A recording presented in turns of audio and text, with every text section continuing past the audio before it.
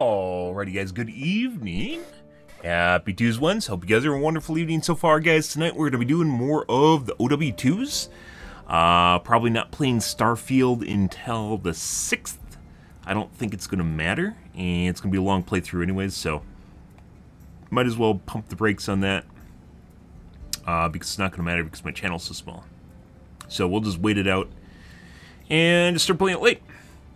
Not going to 100% the game, definitely going to do majority of the quests in the game, though, just like I did with Fallout 4 when it came out, which should be pretty neat.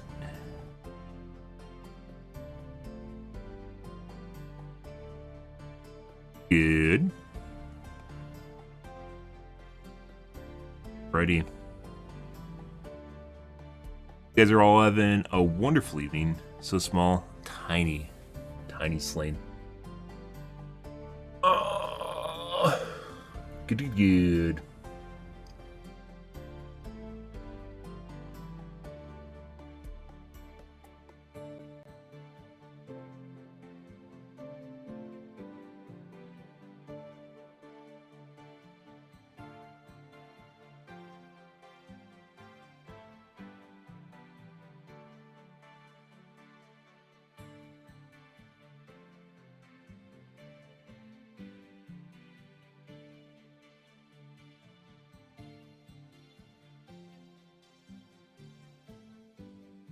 Lovely, lovely, lovely.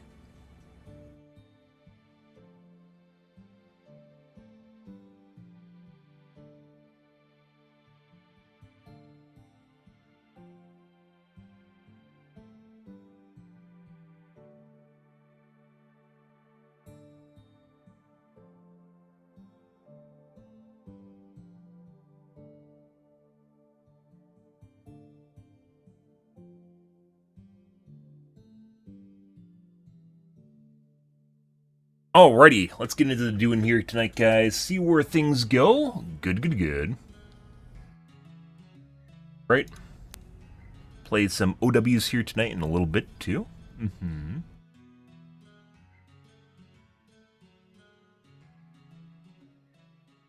Going on the tubes.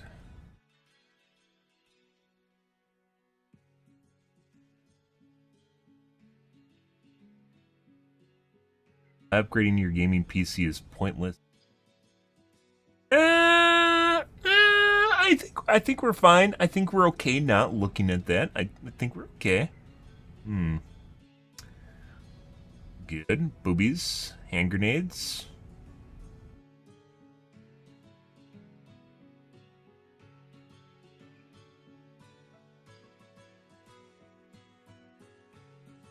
Top piece comes off? I did not know that. Something, we aren't going to click it. Totally clickbait.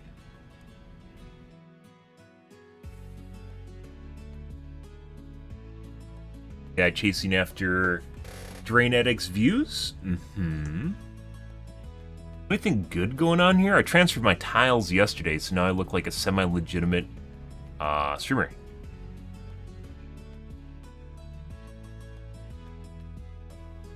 Actually, someone that said that it's good that I'm reporting people in Overwatch. No fucking way. No way. No way. A positive comment on my videos relating to reporting people? No fucking way. Not possible.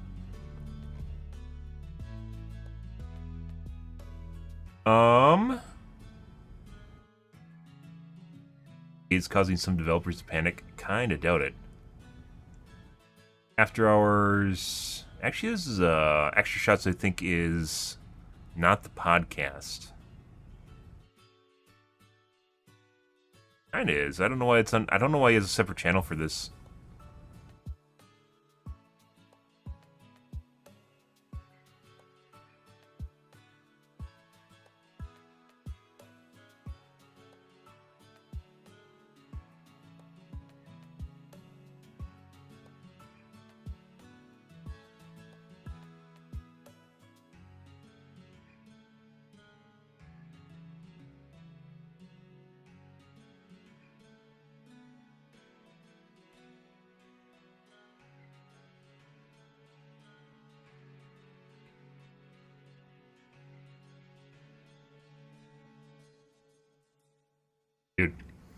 If she wasn't an athlete, I'd swear to God that she looks like she has anorexia. We're back, guys. Like, almost seems like she has no meat. That's kind of weird. Like when you start getting into like the really ridiculous like high-end like not high-end athletes, but like bleeding edge, like pushing human limits, and it always ends up being like someone with like some sort of weird genetic makeshift. This gives them qualities that are beneficial to whatever sport they're in. Genetic anomalies. Like if you ever see people in basketball, they all have fucking giant hands, and like they're really stinky. Like their hands are like below their hips, pretty far below their hips. Pretty. Hands supposed to be below their hips, like kind of. But like their arms go down, like they have really long arms and like long legs. We're back, guys.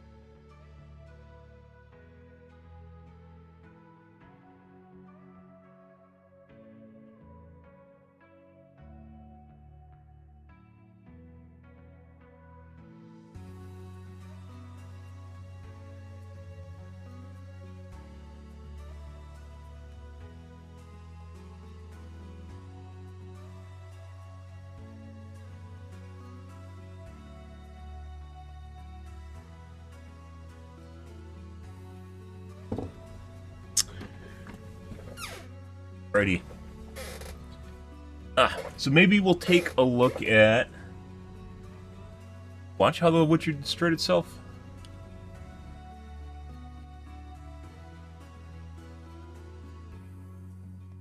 Did this, didn't we? Maybe I said I was going to look at this, and then I didn't. Because I wanted to finish watching the series before I actually saw it. Yeah, maybe I skipped this because I was waiting to watch it.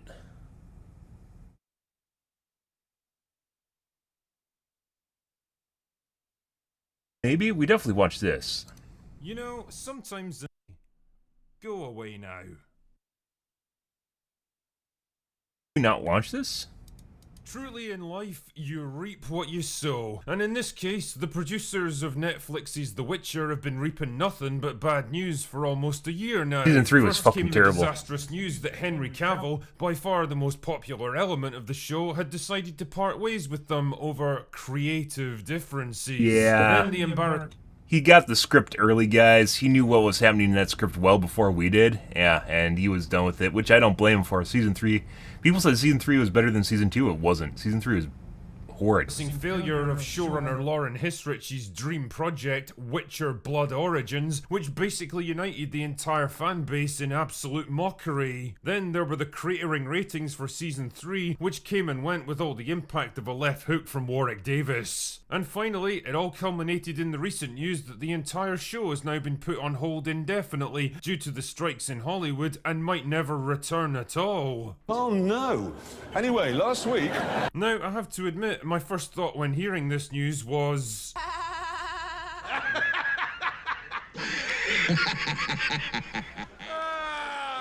What I meant to say was, well, we tried to warn you. If Lauren Hisrich and her terrible chums are currently reaping nothing but failure and embarrassment, then the seeds of this calamity were actually sown years earlier bad. with a series of creative decisions that basically guaranteed its doom. And if nothing else, well, perhaps we can turn this debacle into a learning experience on how not to launch a fantasy show. So join the drinker as I count down the top 5 terrible decisions that sealed The Witcher's fates. Number 1, the world building. One of my biggest criticisms of the first like I actually found myself during the season just looking at my phone, which is usually a really bad sign, because it was really 2 seasons was their complete failure to establish a believable, well-defined world with understandable factions, geography, and culture. Just like in my reviews, I'll direct your attention to Game of Thrones, which was basically a masterclass in quickly and efficiently setting up a fantasy world that felt believable and lived in. Within just a few short episodes, you understood exactly who the main factions were and what they wanted, where they... We 100% watched this. I fucking commented on it 4 weeks ago. Okay, fast forwarding. Some of those parts looked familiar, but I was like, maybe not, maybe not. Yeah, definitely watched that. Either that or I commented on it before watching it. Not exactly sure. That's always good. I scrolled down because I was like, did I watch this? I probably left a comment if I watched it, and I did.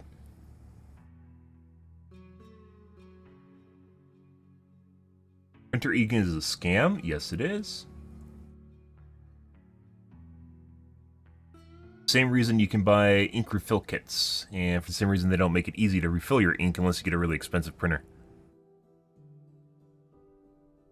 And 24-core 8960X 3D. I would definitely not buying that. I think if there's an option, I definitely would prefer getting a 8-core or 12-core X3D chip. I have a 16-core, but it's only 8 cores or X3D. Wikipedia with Matt Farrell.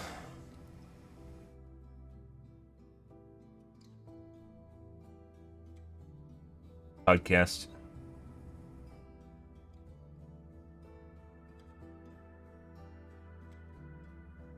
Maybe we'll take a look at Smarter Every Day and watch it in pieces. Because his videos are kind of long. I want to take a look at the 1 hour one, but it's too long.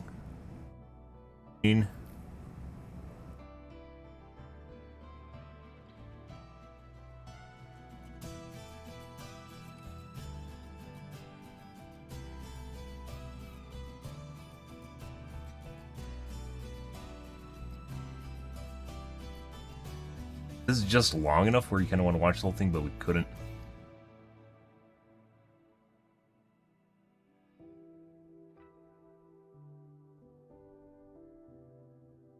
Let's take a look at machining.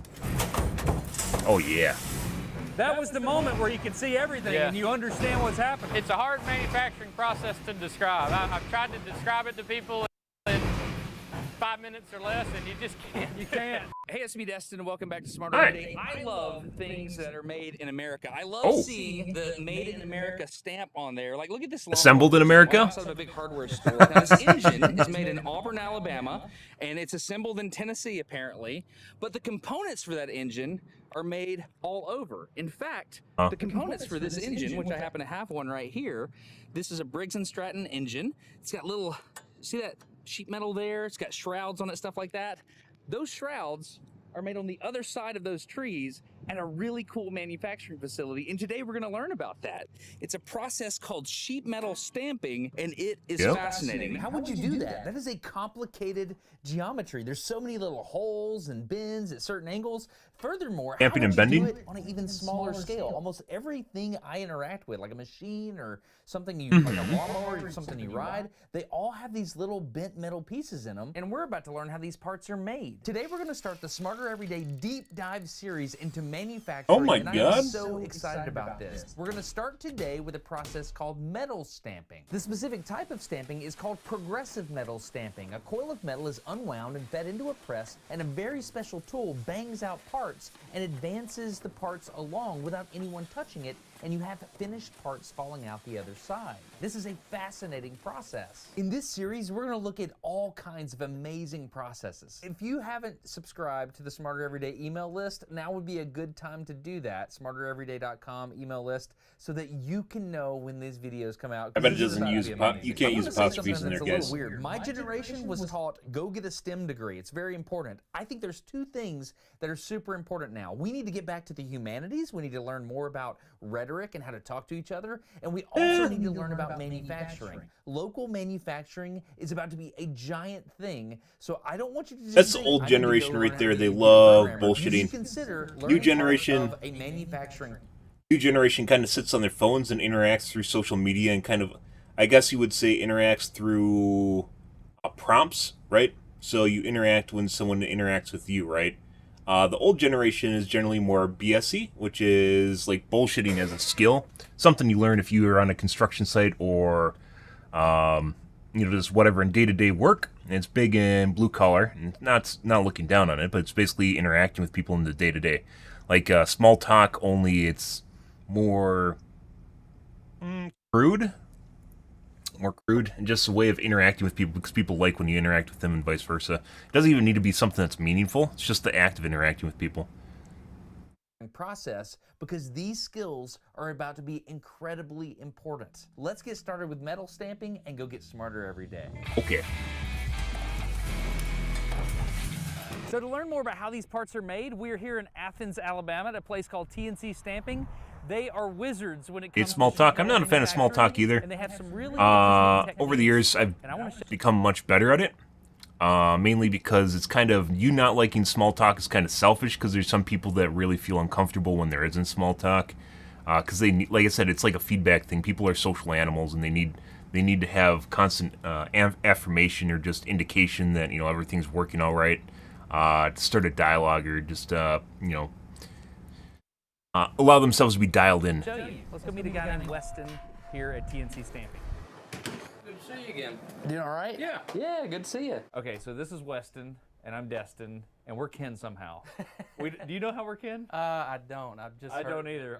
Our aunts or moms tell us we're kin all the time, and we have no idea. But you have a really cool sheet metal manufacturing facility, and I wanted to make a video about it because I love it. Is it called a plant? We call it a plant. We've got 100,000 square feet here in Athens. You actually manufacture things here. We actually manufacture metal stamping. So we do some what we call sub-assemblies as well. But yeah, we do all that right here as well as build the tooling. And that's kind of what sets us apart is a lot of metal stamping plants don't build their own tooling. So that's we do all of that here. So we'll start in the tool shop. We'll get to look at some dies up close and you kind of get an idea of what a stamping die actually is. And then we'll go out into the factory and you can see them in action. This is a tool shop. We have about 15 full-time tool and die machinists and operators here. So, surface grinder. Yep, so you'll see all of the standard machine tool kind of stuff in here, grinders, lathes, wire EDM. We have one CNC machine here. But, do you have an example of what you make? So yeah. People can kind of, because I think people maybe don't know what's going on here. Okay, that's awesome. So this is a metal stamping.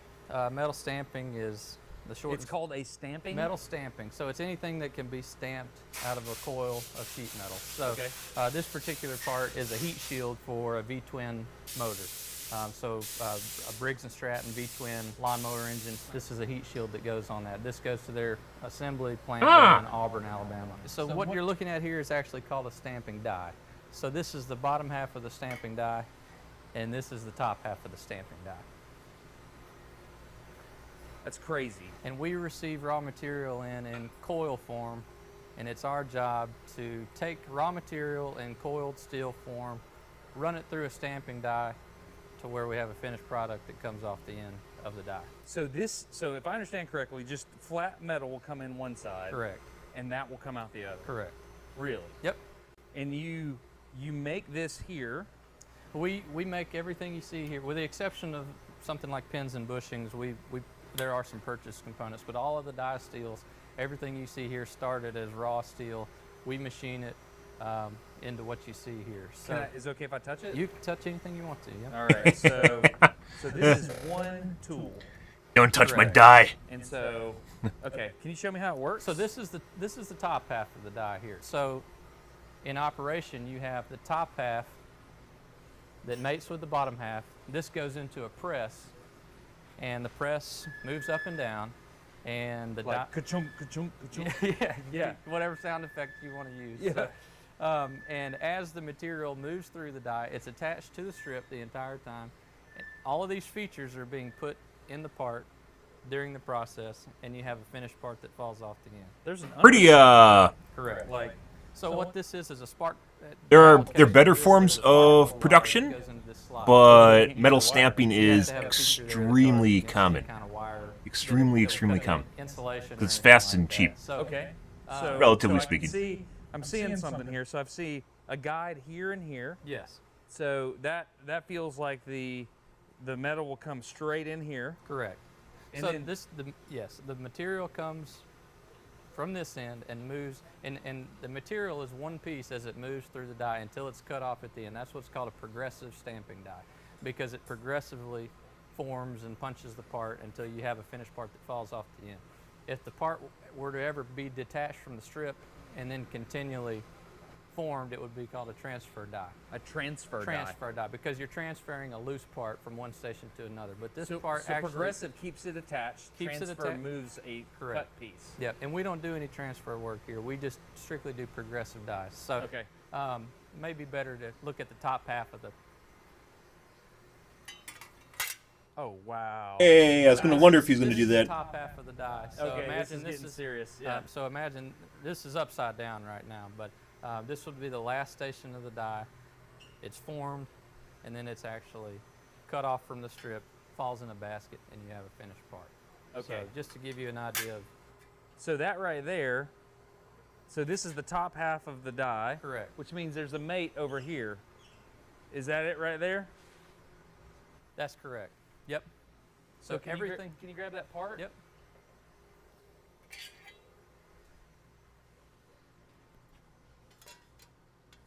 And it goes like that. So everything has to line up perfectly.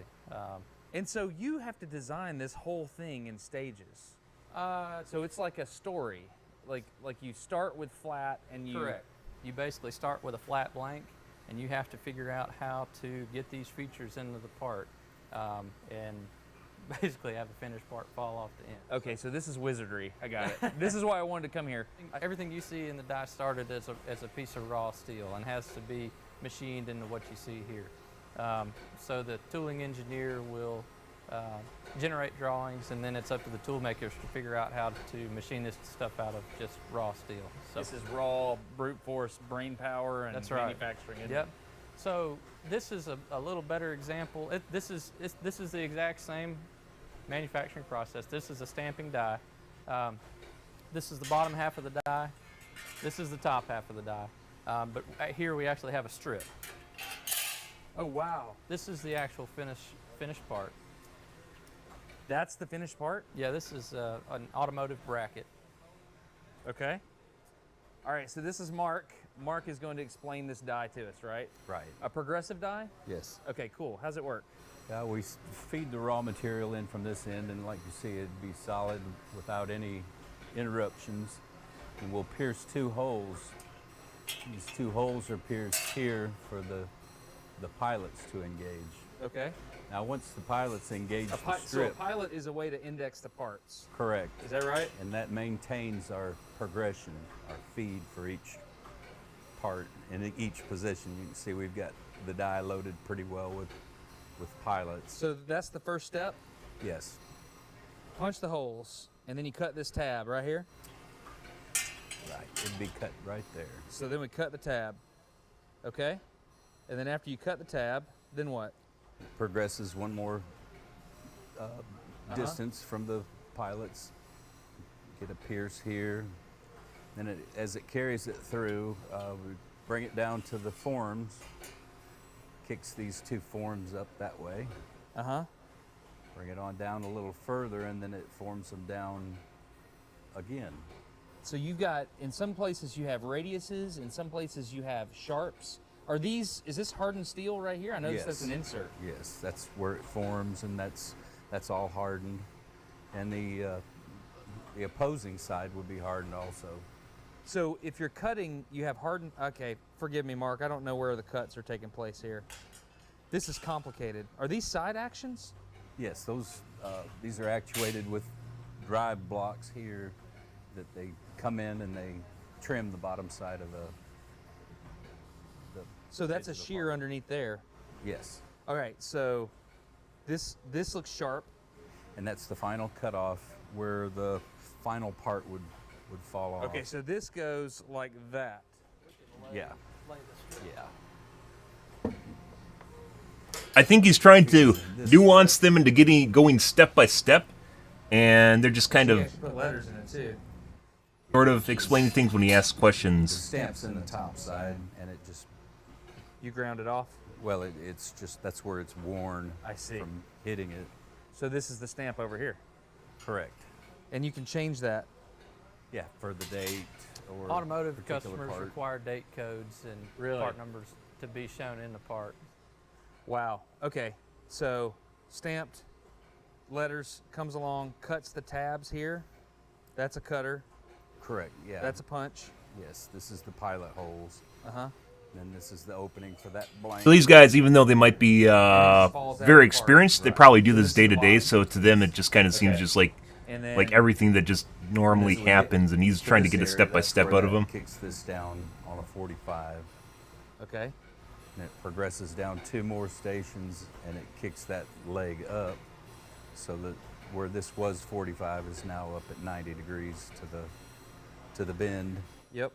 Why do you do a 45 instead of just doing the whole bend at one time? Different situations by different engineers, they feel differently about having it, but once you have this form right here, you'll never have to touch it again. You're just George bringing said this so. Angle up I don't know who George is. 90. Yep. So this is already at 90 to that when it leaves this area. Yep. So we're just actually just kicking this one angle on up to 90. Yep. That makes sense. You said these are side actions. Yes. So if you push right, can I push? Sure, but It's take not a gonna while. move? Well, a little bit. You get a little motion. So if you push, how do you get, is there a swing arm in there? This is the pad that actually strikes the back side of that block and does the pushing.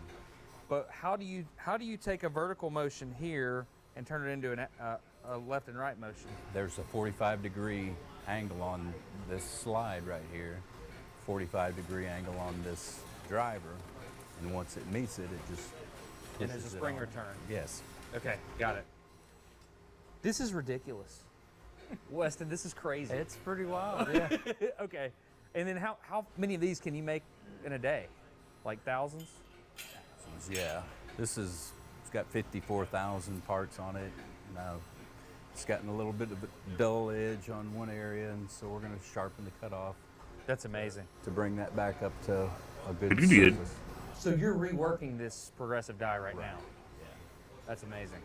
That's awesome. I'll just remove, you can see this is inserted, Uh-huh. so I'll take these 3 screws out, pull that insert out, put it on the grinder, and resurface it. And then that knocks all the dull edges off. Right. So we talked a little bit about, you know, if you were to buy this tool overseas, we'll call it just bargain tooling. Let's just say it. If you were to buy this in China, right? Yep. When people Yeah. want things manufactured, right. they go to China. Let's, you know, a lot of this would be, you know, this block of steel, for example, is likely to be one piece of steel.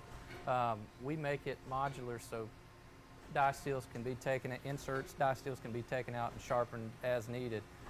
Because if this were one die steel, if this were one piece of steel, maintenance would be virtually impossible. It would be a lot of Modular. work, So basically, some of the stuff you get, like if you were to buy a sheet metal tool, they would just make this in one monolithic block. Is that what you're saying? for the most part. Say this area right here would be one block. Okay. And you'd have so many lines modularity. to make on that, and then you'd have to throw it away and replace the whole area. Now this die here is probably, it was built in the 70s.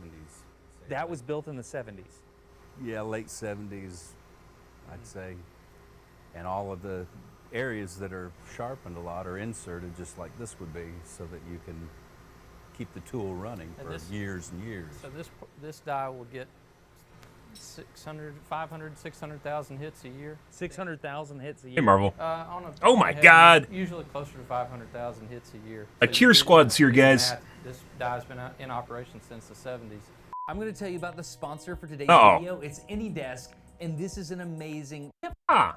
But it's Ah. you can sell do at times because Gee. what you need. All the tool makers have their own Competitor toolbox, to, and they work on dies as they come in. TeamViewer. Dude, this is the strength of American manufacturing right here. Do a lot of people do this in America? Not anymore.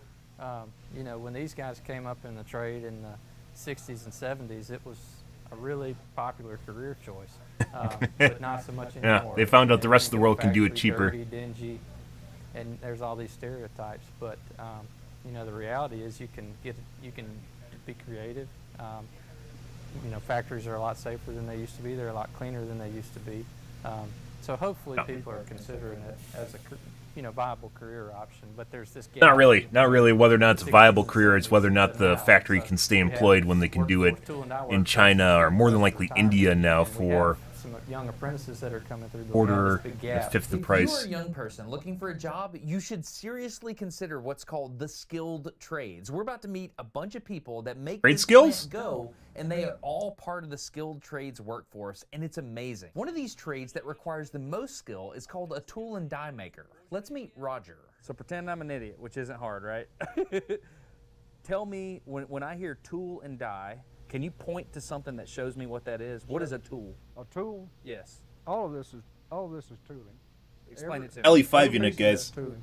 Explain it to That's me the like die I'm field. 5. Okay. It's- So this is tooling. right. This is tooling. Now what's die? What is die? The die is a complete assembly. Show me a die. This is an assembly. This is a die. This is a die. So the tooling goes inside Right. the die. Right. Okay. And so when somebody says I'm a skilled tradesman Good. or a skilled tradeswoman, whatever they say these days, so do you basically that is the knowledge required to build the die like this? Correct. To make a product. Correct. Okay. Okay. Now, then there's mold, which is an entirely different thing. You know, it's injection mold, plastic. Plastic. Yeah. I've been working on injection molding. I'm Right. trying to learn that. You got plastic. You've got die cast, which could be aluminum. It could be magnesium. That's a different genre too. You know, it's completely different skill sets for each one of them. So what's hard about this skill set? And understand my ignorance when I ask that question. My dad was in tool and gauge. Right. I know it's a lot of precision. Right. Is it patience? What do you need to do? It's about the fit. You know, drilling holes is drilling holes, but when you put it together, everything's got to go together the way it's supposed to go together. Tool's been around for a long Trial and time. error, guys. For some reason, it decided this didn't want to go in there no more. This Yes, round. If you pierce punch, it wouldn't go inside here no more. Okay. It's out of place. It's called being out of alignment. Okay. What causes that? Who knows? It could have been a die crash. Could have been a bunch of things. At that point, somebody's got to figure out how to get that back where it's supposed to be. Sometimes it's a matter of a light peck on that. And sometimes it's a complete remount. You know, and you're talking of thousands. So you're more like watchmakers. So Uh, tool and gauge. I mean, you ain't watchmakers, but you're more like a precision. It's two different things. You can either be a sledgehammer or a surgeon. Okay. You know, it just depends on what you're doing. Sometimes, like I say, you might hit it like a hammer. Other times you might change the squareness a few tenths just to affect where that punch goes. 2/10, like meaning a tenth of a tenth, Yeah. a tenth of a thousandth of an inch. Right. Okay. Matter of fact, that was off. I think that punch was out of square about a thousandth for some reason, and who knows how it gets like that? Wear, tear, whatever. You know, anything can get something off. Will a good Stretching. engineer spend time in the shop? They should. Okay. I'm not saying they will. I've seen some that didn't. I don't know what the heck's going on, but I'm talking more country around Roger. I can feel it. It may be in the air. It's rubbing off on me, man. You don't just become a tool and die maker overnight. In fact, it's an apprenticeship program, kind of like a wizard teaches a younger wizard like apprentice how to do things. We're about to meet an apprentice, and remember. I mean, this is kind of the curious part, guys. So different parts of the world actually have different educational systems and how they treat teach trades, for instance. And I believe it's in Germany, for instance. They have two different, basically, programs that you can go through when you leave and go to college. You either leave and go to college, or you start an apprenticeship. Basically, it's a lot like this. They have a specific name for them. But basically, you become part of trade skill workers, and you end up being trained. But the way you're trained is more like, it's actually kind of cool, like the way different education systems work. But you end up being trained more like a student rather than like someone that just, watches what someone else does. Because apprenticeships in the U.S., guys, they're required for certain trades by default, meaning like in order for you to get certified, you have like electrician, I think plumbing. It depends on where you are. Plumbing, you have to take up an apprenticeship, but whether or not that's better than actually going to a school setting, in order you can obviously have applied work, but going to a school setting where you're actually going to be taught by people that are actually want to teach people what to do, instead of just sometimes like you could make an argument. There's a lot of dick sucking, not necessarily an apprenticeship, but like, for instance, if you go into a master's or a PhD, if you're an intern.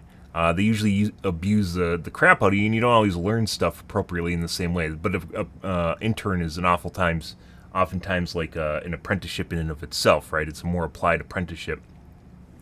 But in Germany, for instance, they actually have more of a teacher-student setting for applied apprenticeship. Not that apprenticeship is really terrible, but not everyone is fit to be a teacher in the first place, regardless of whether or not they do it or not, or it's not even necessarily where they have to do it. And that's kind of the weird thing, is like you end up in a scenario in which they can artificially limit their competition by not taking on apprentices, and therefore they don't have to worry about anyone becoming basically another version of them that then competes with their work. So like for something like an electrician, so you could end up in a scenario in which you can limit your competition by not teaching people, and that's nothing to do with people not wanting to learn. It's rather because they just can't learn. They can't get an apprenticeship. They can't just what was the master electrician undergrad under? Is it just an apprentice?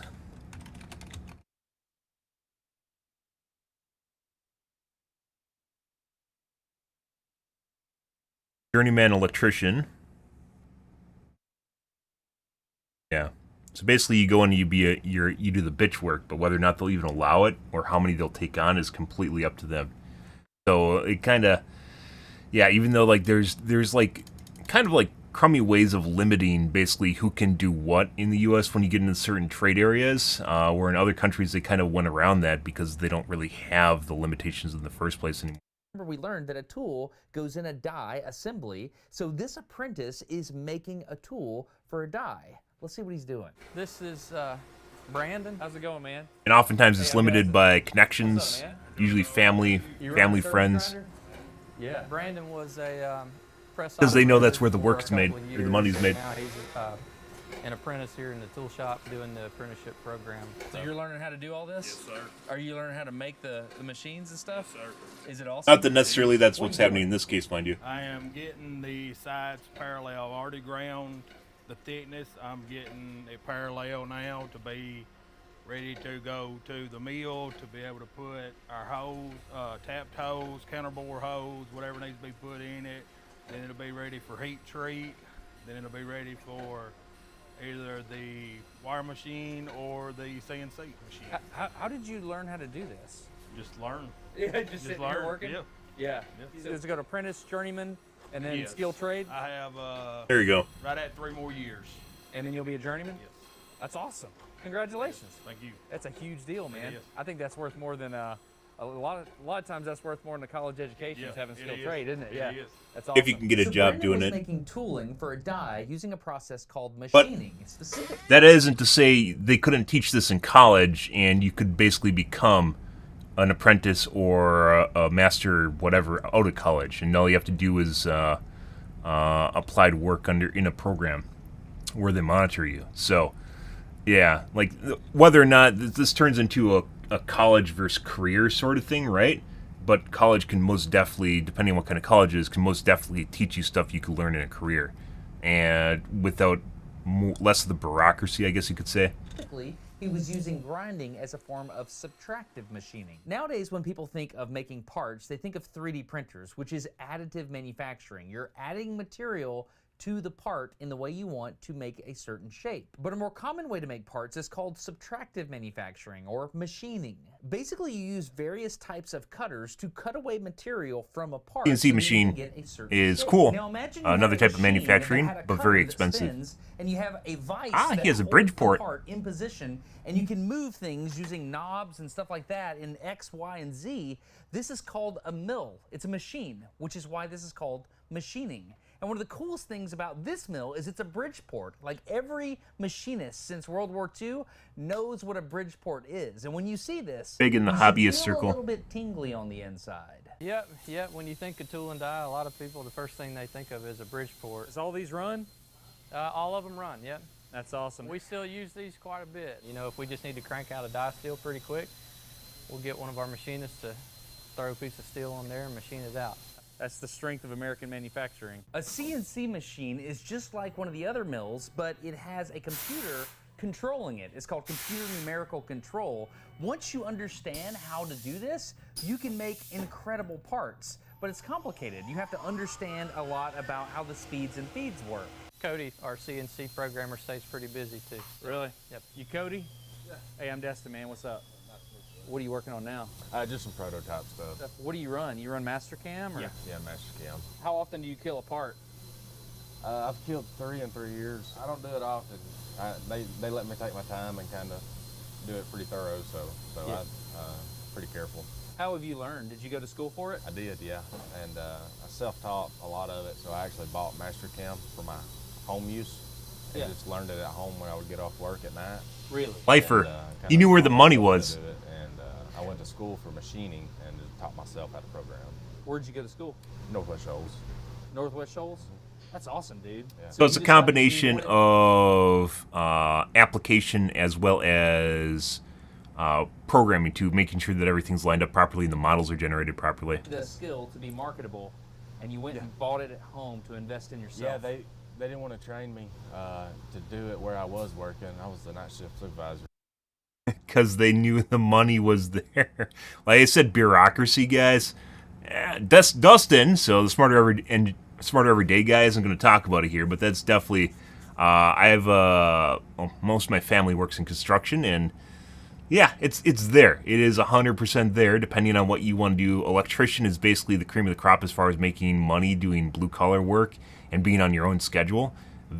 I want to say it's pretty. If you know what you're doing, it is very easy work. But at the same time, they are very kind of elitist with who they allow to do it in the first place. So, And they didn't want me to change roles. So of course not, because it probably means he would have got paid more money. It's probably easier work too. And then there's also the valuation too. So if you work for a company and they know what you're doing has a lot of value, they don't want you to change. They want you to keep doing what you're doing, right? Yeah, good for him. Invested in myself and got Shit. it for my home use and learned it and found somebody to hire me to do it, and then it was game on from there. Dude, that's awesome. Congratulations, dude. That's the way to do it, man. Got out, Has it guys. paid off? Oh, for sure. Yeah, I love it. He's writing a program for essentially Not everything even he hesitation. puts into that CNC. This is not a production CNC where he just pushes a button. He writes a program for everything that goes in there. Got it. Very valuable. There's not a lot of people that can do that. How on earth? Yeah, did you hear the giggle? Did you hear the laugh when he knew the value of this worker? He knows what he's worth now too.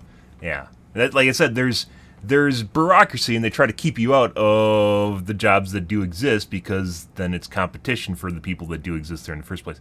Kind of scummy, but it happens in a lot of different areas. It's just jobs, commercial in general, commercial industry in general is just, yeah. And then, like I said, at the end of the day, you have an American factory. This is the kind of the downside here is this is an American factory, and once again, you can have someone that's in a different country that does this as well, and they get paid a fractional amount, and then it comes down to, outsourcing. I'm trying to learn CNC right now. How on earth did you learn the speeds and feeds? By ear listening. Really? If it sounds like crap, it's probably not right.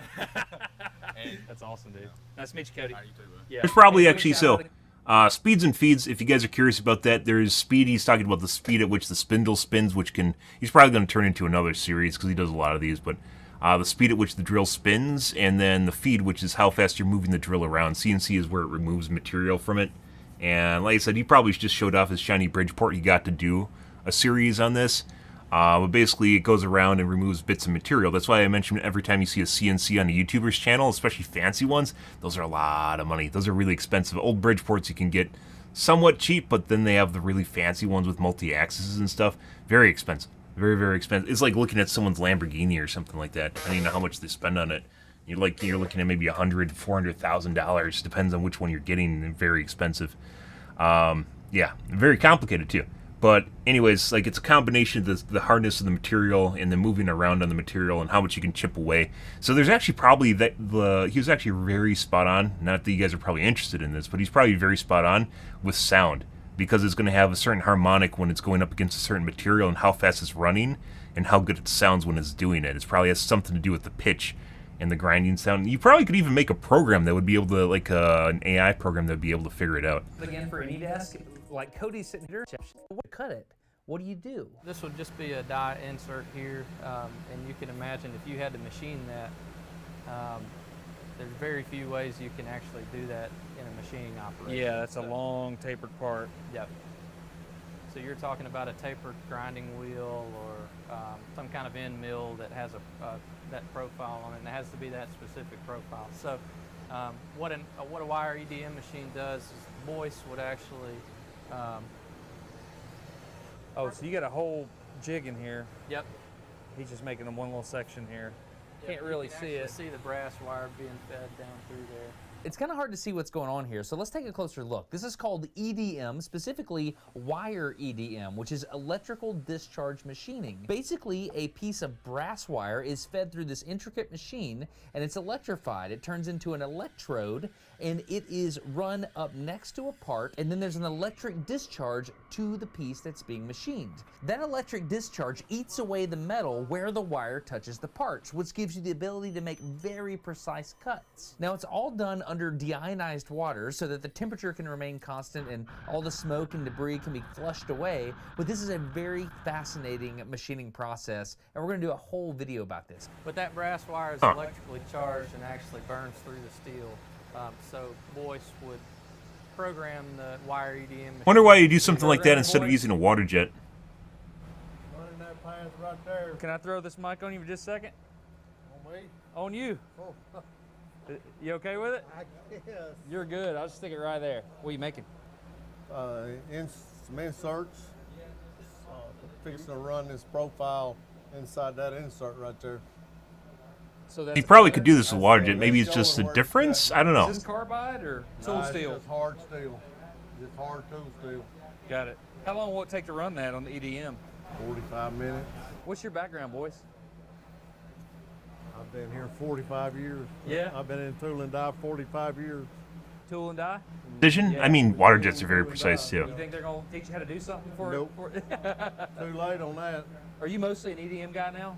I am now. Yeah, I took over the man that was in here I started out in 1983 working the EDM and went to machinist and doing tool and die work. And he retired a year or so ago, and I volunteered to come back in here before I retire. So what we're moving into now, the blender blade area, don't want to get real close up to those presses, just kind of, maybe from here to the window or so is about as close as we want to get to those. For safety reasons or proprietary reasons? Proprietary reasons. Okay, sure. Yeah.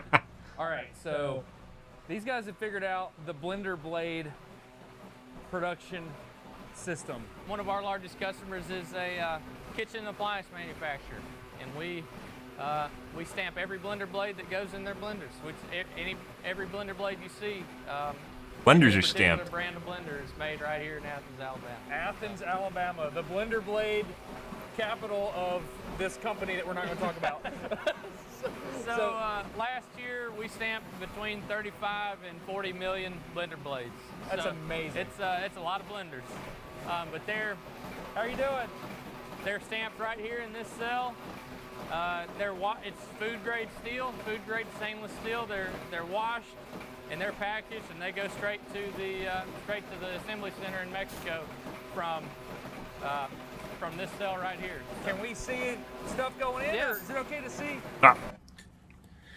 We're getting into another section here, guys.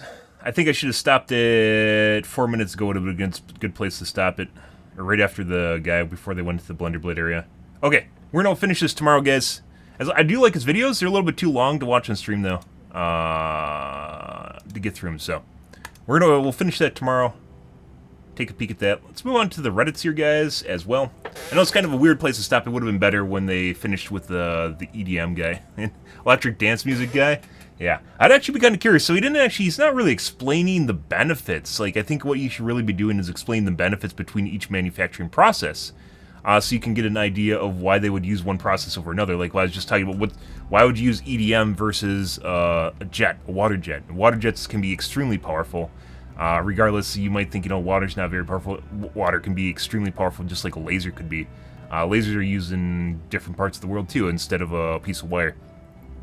But there'd be pros and cons to each of them, and I'd be kind of curious exactly, like, why would they use a laser over EDM? I didn't even know EDMs existed. Over a water jet, because I've never heard of an EDM before. Bro said Mercy Pocket, and we win 100%.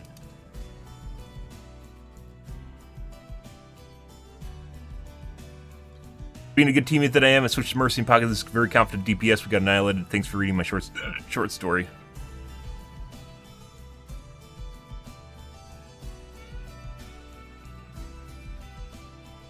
I'll tell people not to pocket me most times. Good Mercies don't really pocket you. They'll prioritize healing you, but they also off-heal everyone else that's around you.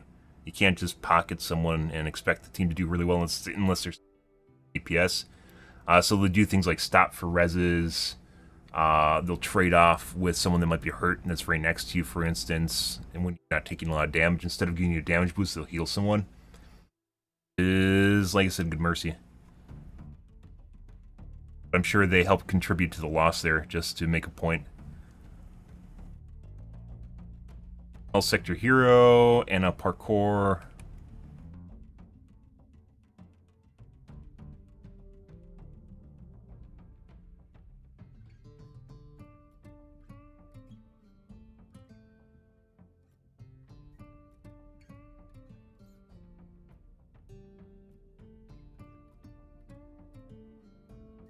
Each shot does 70 damage, you guys. 70 damage per shot, and then she can intermingle it with her other abilities, which actually just means she has less downtime. Good.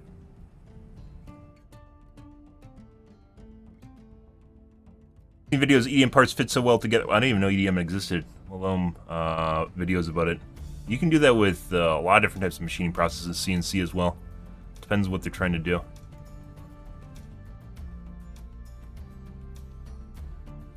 Good.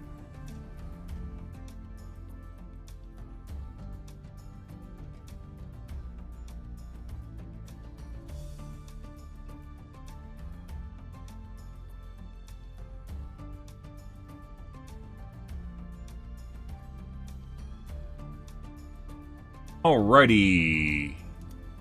AMD Reddits.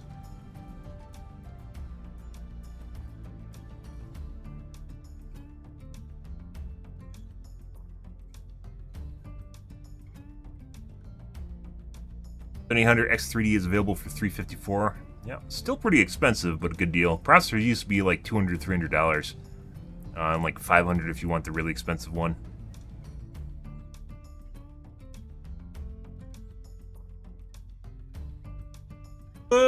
Good.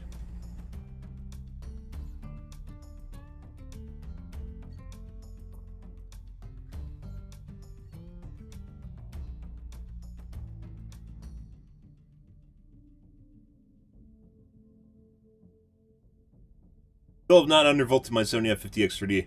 Still trying to iron out the issues with mouse input. Before I do that. Good. DVD Reddits.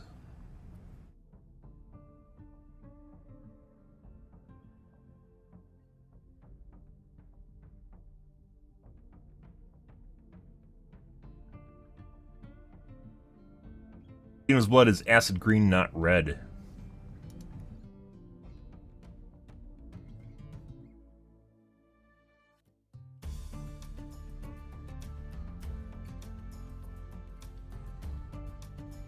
Not the xenomorph's blood, it's blood of survivors. Mmm.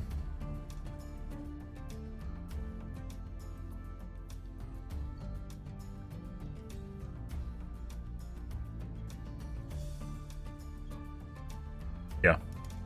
The killer is the one bleeding. Probably not.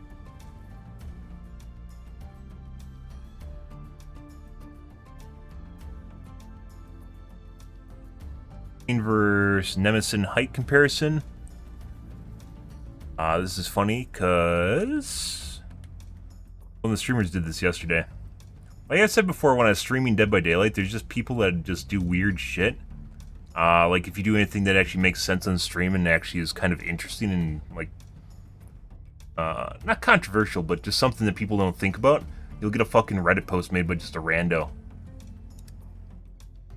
detailing the same thing for upvotes. Like they farm upvotes off of your channel material.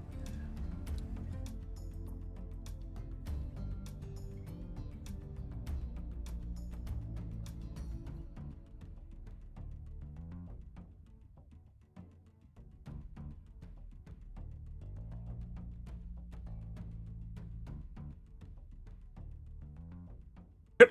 Alrighty. Let's move along, guys. We are going to get into here.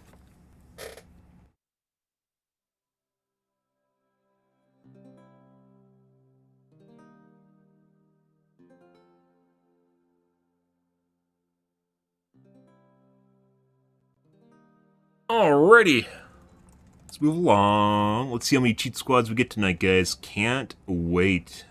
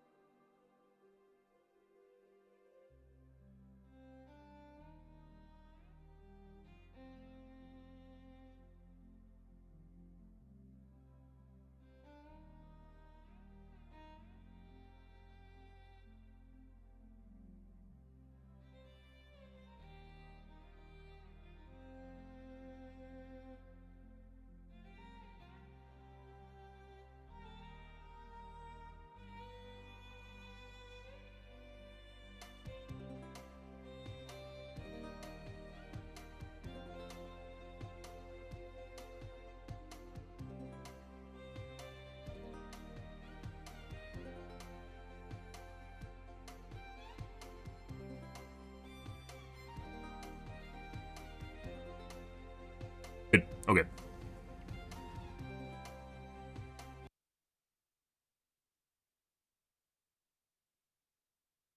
Ready.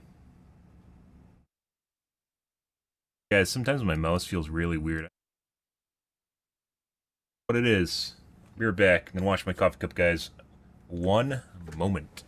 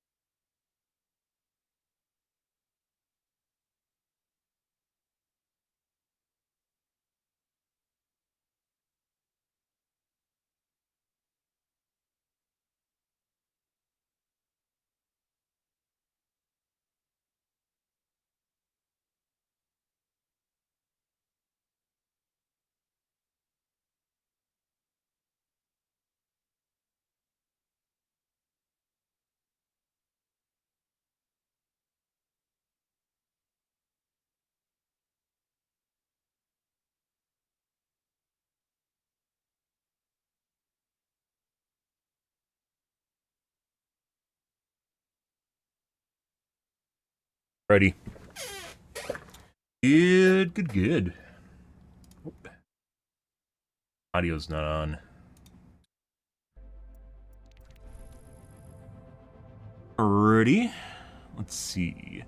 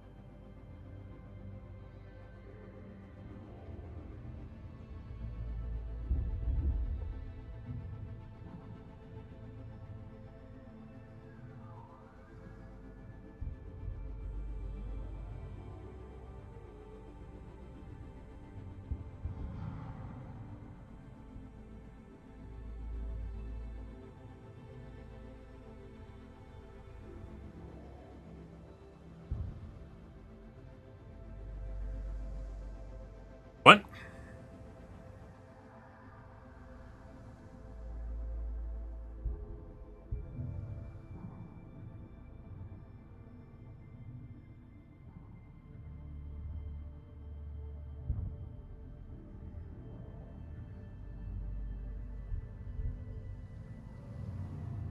Am I in the OW directories?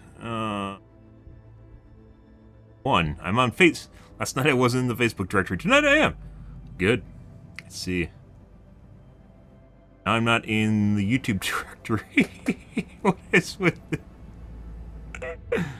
Uh-huh. Oh, we'll give it a bit and see. Oh, no, I am now. Okay. Okay. All right. Let's do some gamazes here, guys.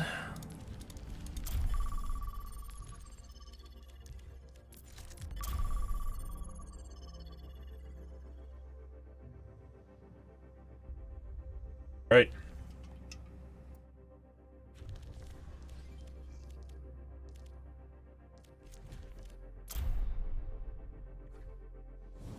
Turn VR Beyond.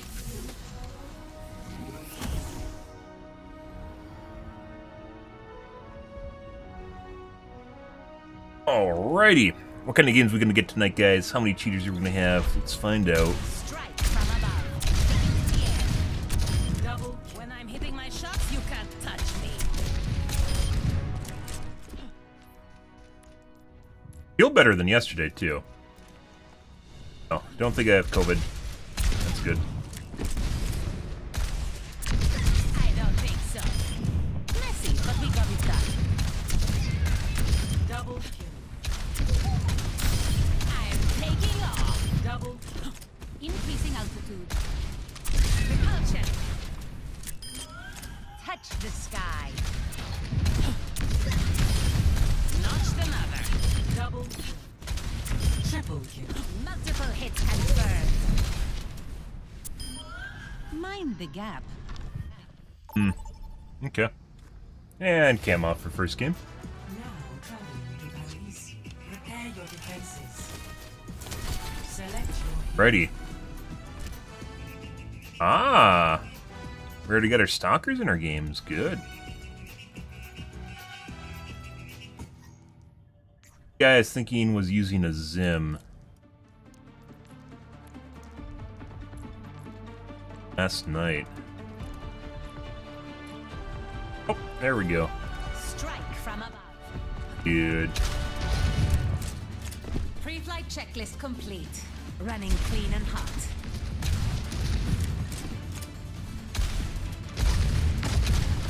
Let's sneak in a trip to the beach after this. I won't tell if you don't.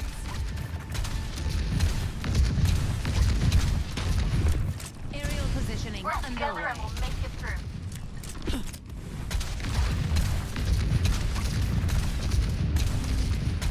So, probably gonna have a cheater immediately in our first game. That'll happen. 5, 4, 3, 2, 1. Attackers incoming. Defend objective A.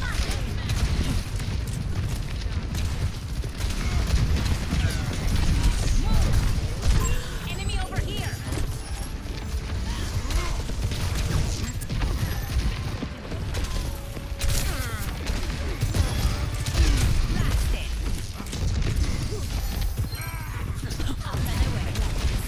Enemy here. Falling apart.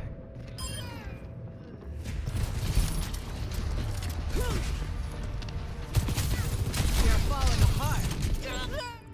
Don't know when I don't to stay quit, down. do they? On the move.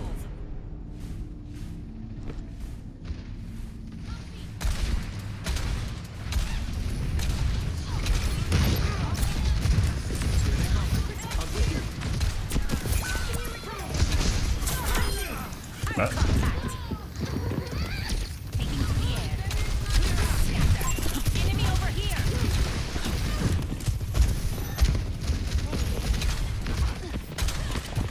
You're right there. Gotcha. Enemy here.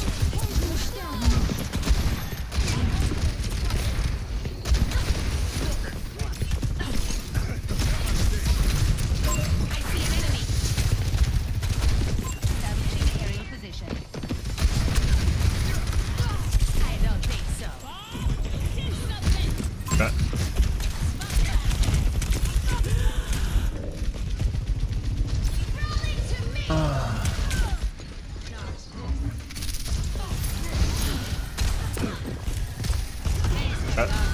Rolling to me.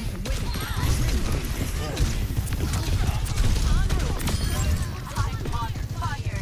Come on, try me. Enemy over here.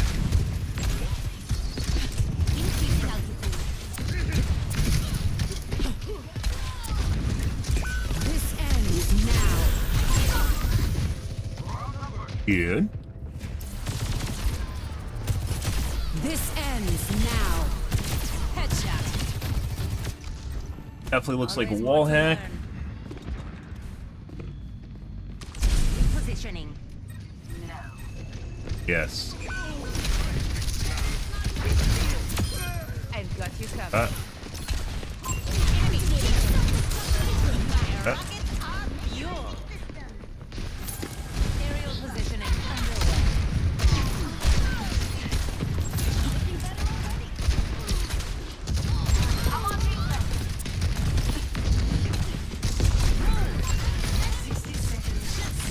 oh my god, he fucking missed his punch. He fucking missed his punch. Please. Tank's dead. I Good. don't want to talk about it. Meteor strike. Establishing aerial position.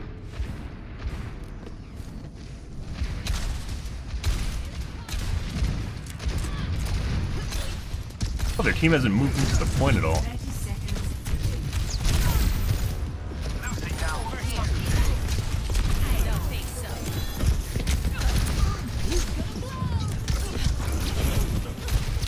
Enemy here.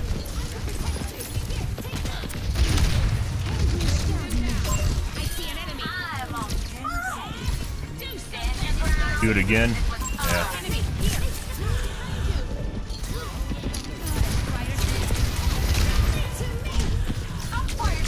Oh, almost. Did the same thing though.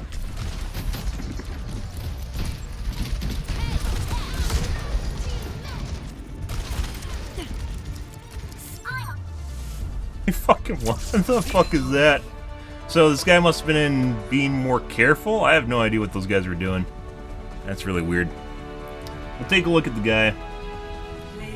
This isn't the same as our game yesterday. We had, was it 2 people in there cheating at the same time? You're falling apart. Yeah, he's just fucking watching the guy behind the wall. Headshot. Healers are pretty good. Regardless of what happened at the end there.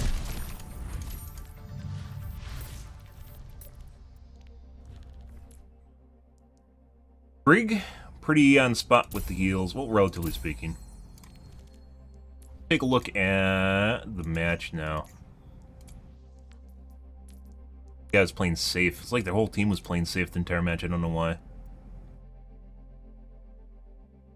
Guy's damage compared to this guy's damage. Blaze playing yesterday. Wonder if his friends got banned. Oh, that'd be good. Let's take a look. Usually what happens when people are cheating is they don't turn off their wall hack, though. Even if their aimbot's off.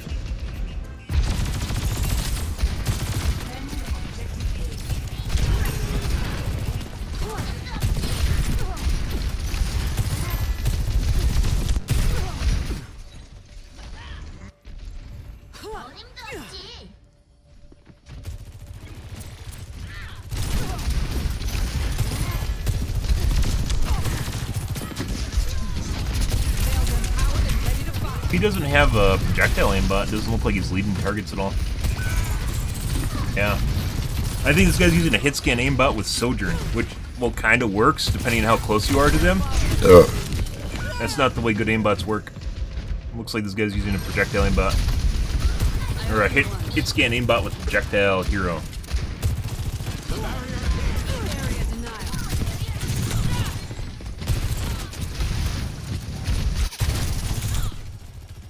The barrier appears. Area denial. Forward barrier activated.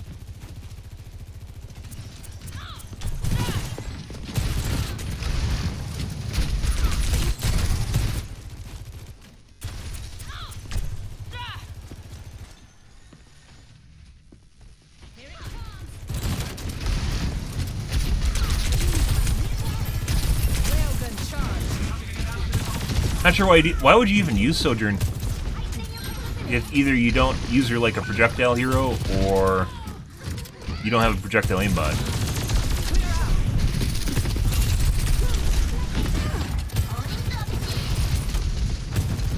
There's like absolutely no leading here.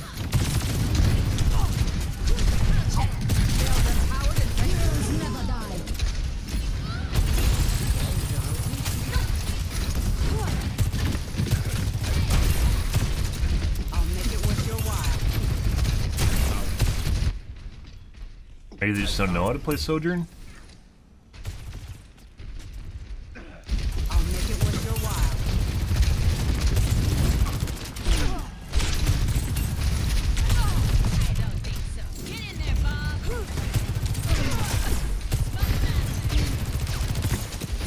He accidentally snaps between targets too. Like when he's aiming at one, the aimbot takes over on another target, and then he just starts firing at the new target even though he's firing at someone else.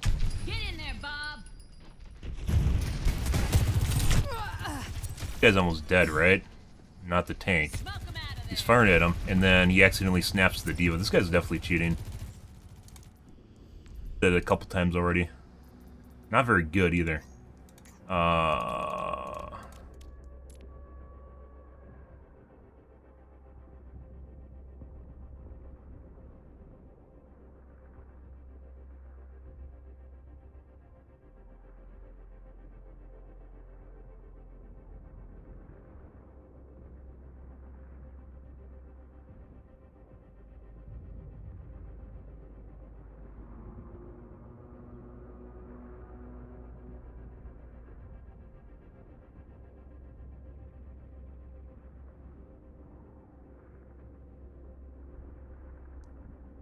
Very weird. Occasionally you'll see that.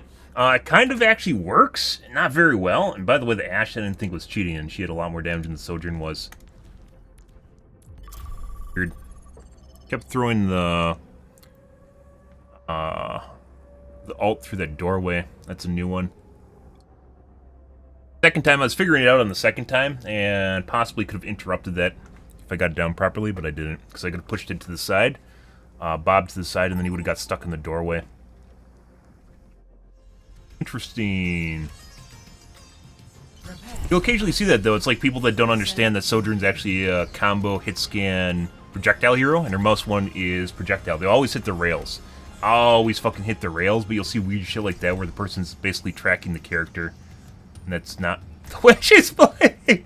You have to lead the target. It's a small lead, but you have to lead the targets, especially when they move. Otherwise, you miss like 40%, 50% of your shot. Depends, well, all of your shot, depending on how far away they are. Very weird. Occasionally you'll see that. Most people know that though, so. Any competent player would know that you have to lead with their twos, so it's a combination of both. Hello. Sojourn's a pretty cool hero. Played her not a whole lot, but if I was to place a hit scan-esque hero, I'd probably play Sojourn. That and she has a lot of really good kit. Soldier's just better, but you know. Bree's just better, Ash is just better.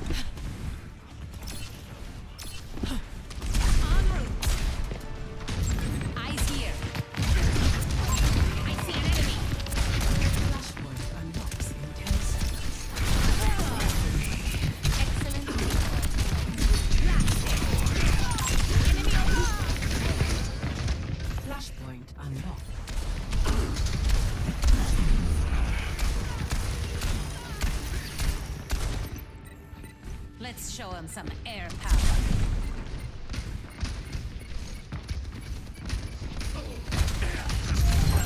Over here.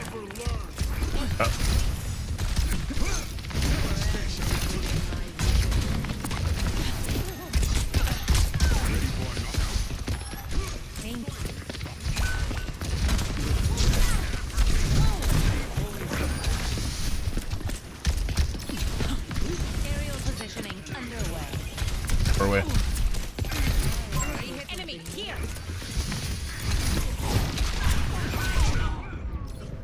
Yo. That was the Reaper.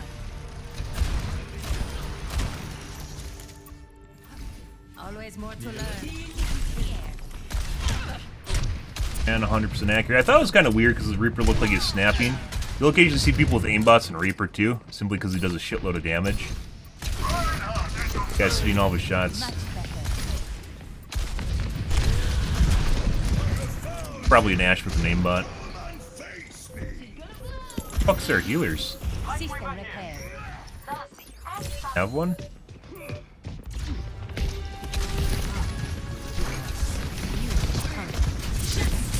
Hi.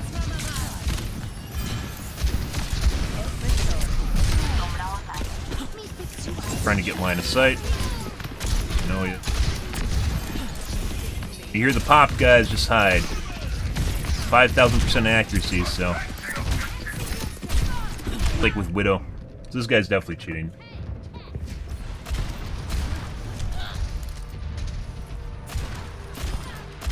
Clicks aren't organic either.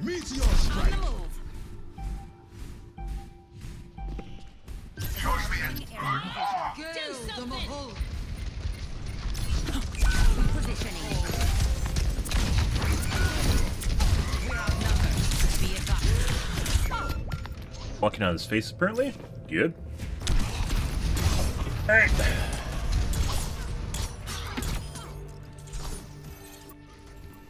All systems nominal. En route. Here they come. I'm with you. I see an enemy.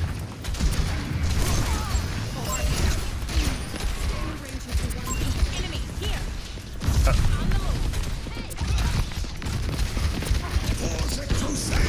A bad time to reload. Yeah. So the Ash is, this is like almost rage cheating. 0 reaction times. What the fuck was that? He was fucking aiming at the Reinhardt, and then somehow he snapped to me and back to the Reinhardt. I've seen this with healers, by the way, is there's definitely a new cheat that involves a finisher, where it'll instantly snap to someone that's low in health and fire. Like, it'll always do it.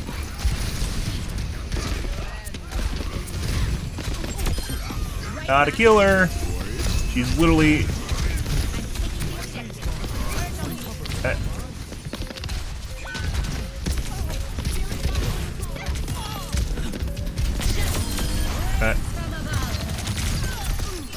Enemy over here.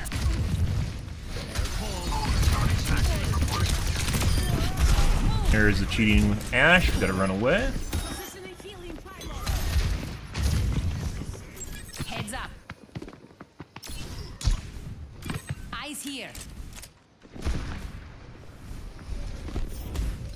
I thought the point was over. It's not. Oh, she fucked her own Bob. Would have been able to fix it though.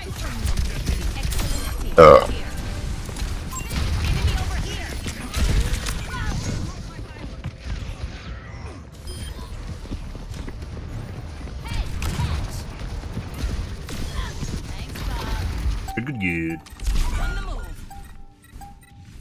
Literally fucking Ash, which was the Reaper.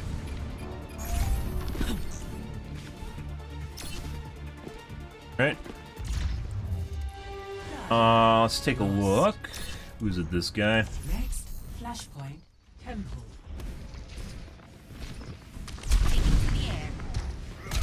Over there.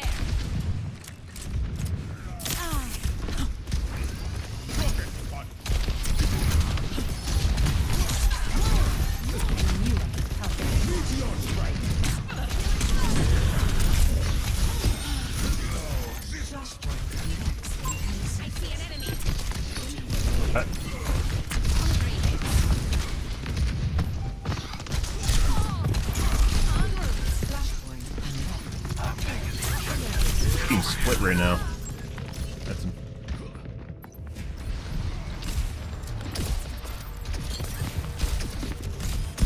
fuck happened to the Ash? Oh. Life protects life. We are fewer in number, but Establishing aerial position.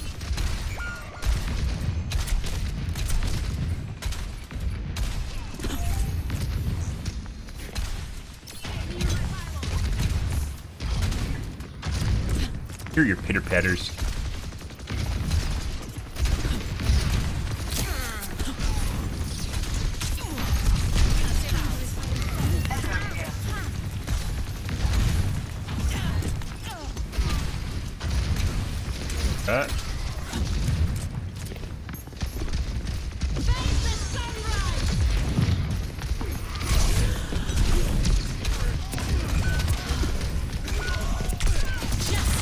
Might as well. That guy was on my dick constantly.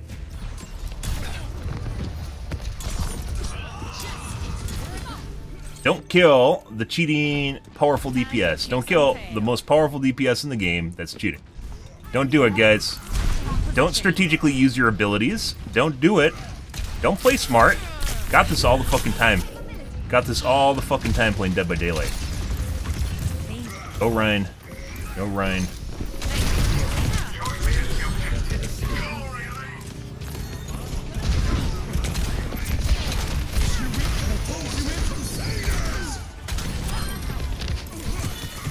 That will kill him. That's good. Get off, Genji.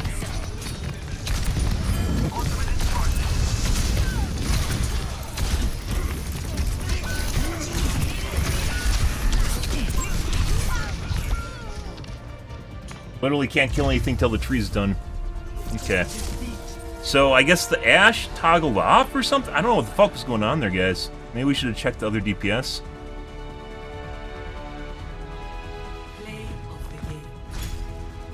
For group, that is.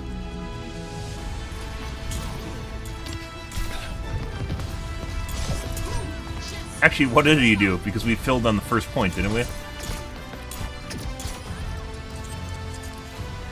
Yeah, no, that guy wasn't here for the majority of the game. Okay, so the Ash was like fucking rage cheating. We're gonna report. First name. I can't even, like, okay, guys. Okay, you're making a burner account, alright? Your account's disposable, whatever, right? You don't give a two shits about your username. Use a random name generator. You don't need to do this. You don't need to slam your hand on the keyboard to make a random username, because you know it's gonna fucking get banned anyways. Please.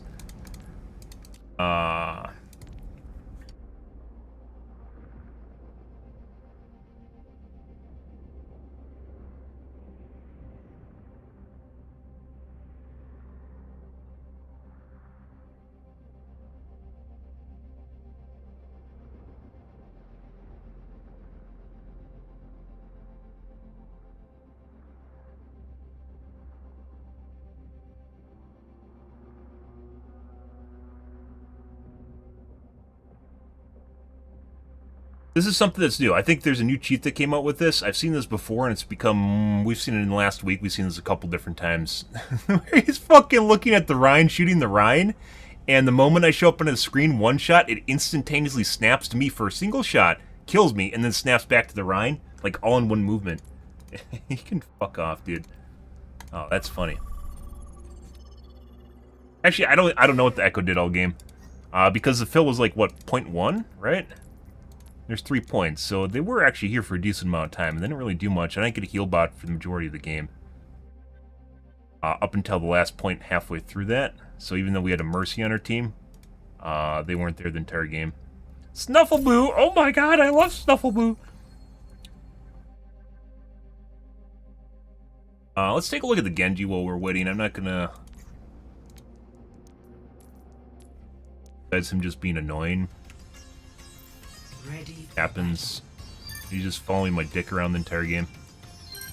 What? I think I killed him once and then pissed him off. What?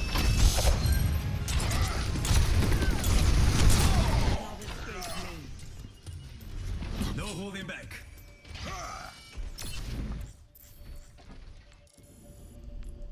Anyways, let's take a look at a demo. What the fuck did we just see? Ready for battle. Mark it. Well, I guess we're watching a demo. That looked like his snap radius is way too big, and he accidentally snapped to a different guy that was literally not even on his screen. Hello.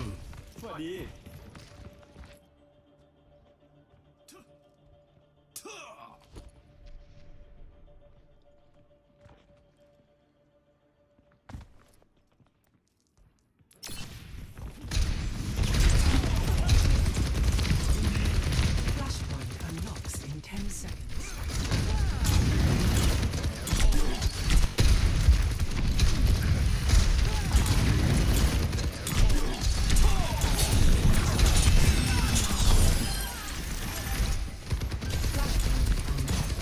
First cheating, we know that, which was the Ash.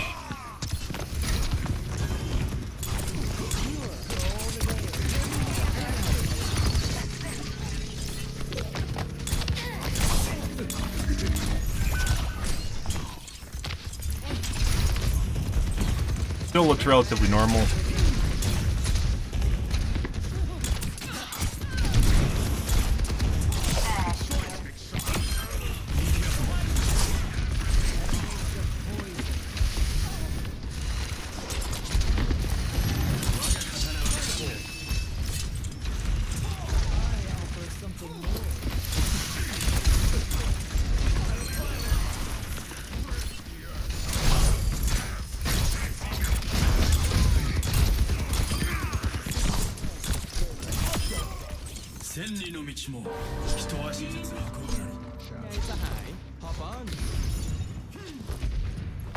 Like the last point, it's like the Ash didn't even do anything for some reason.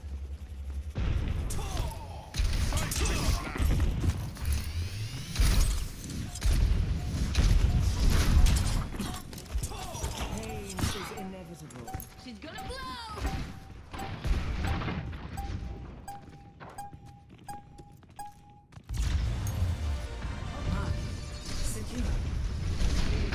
Justice reigns from above! First started getting kind of weird. Justice reigns from above! Help me! That in particular. He wasn't really performing super well until like P2 and 3. Which is, this is the really weird thing we saw in the kill cam. Was this, and then he snaps to the Life Weaver, what looks like a lock on the Life Weaver, a lead for the Life Weaver, in exactly the direction the Life Weaver is running, while he's behind cover. And he doesn't have health bars on him because he hasn't been hurt yet. There. So this would be, if he threw his shurikens right now, they would hit the Life Weaver while he's coming up, because it's perfectly lit. No holding back. 243? Like, that in and of itself is just worth noting.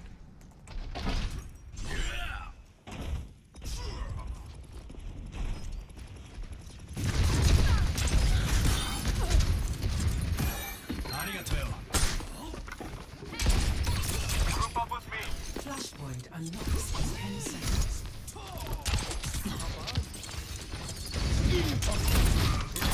Some of this stuff looks like wall looking, but not really. Like, it could just be him being lazy. It looks like he's looking at the Rhine right now. He could also just be lazily coming around the corner.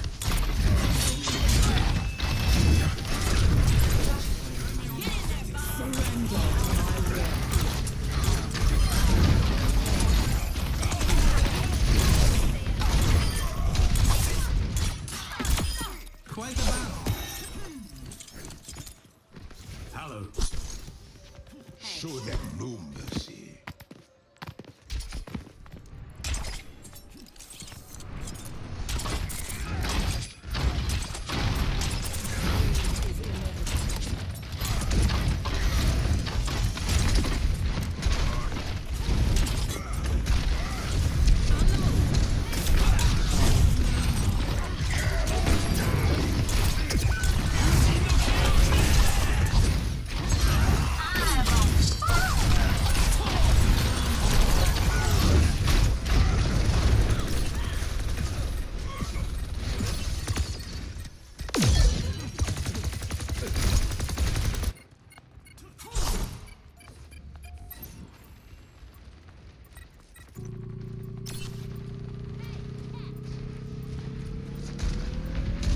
Claiming the objective. Assist me.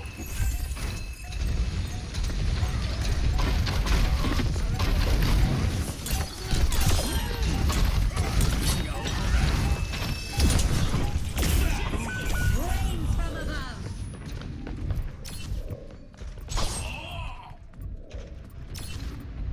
Trying to find med kits.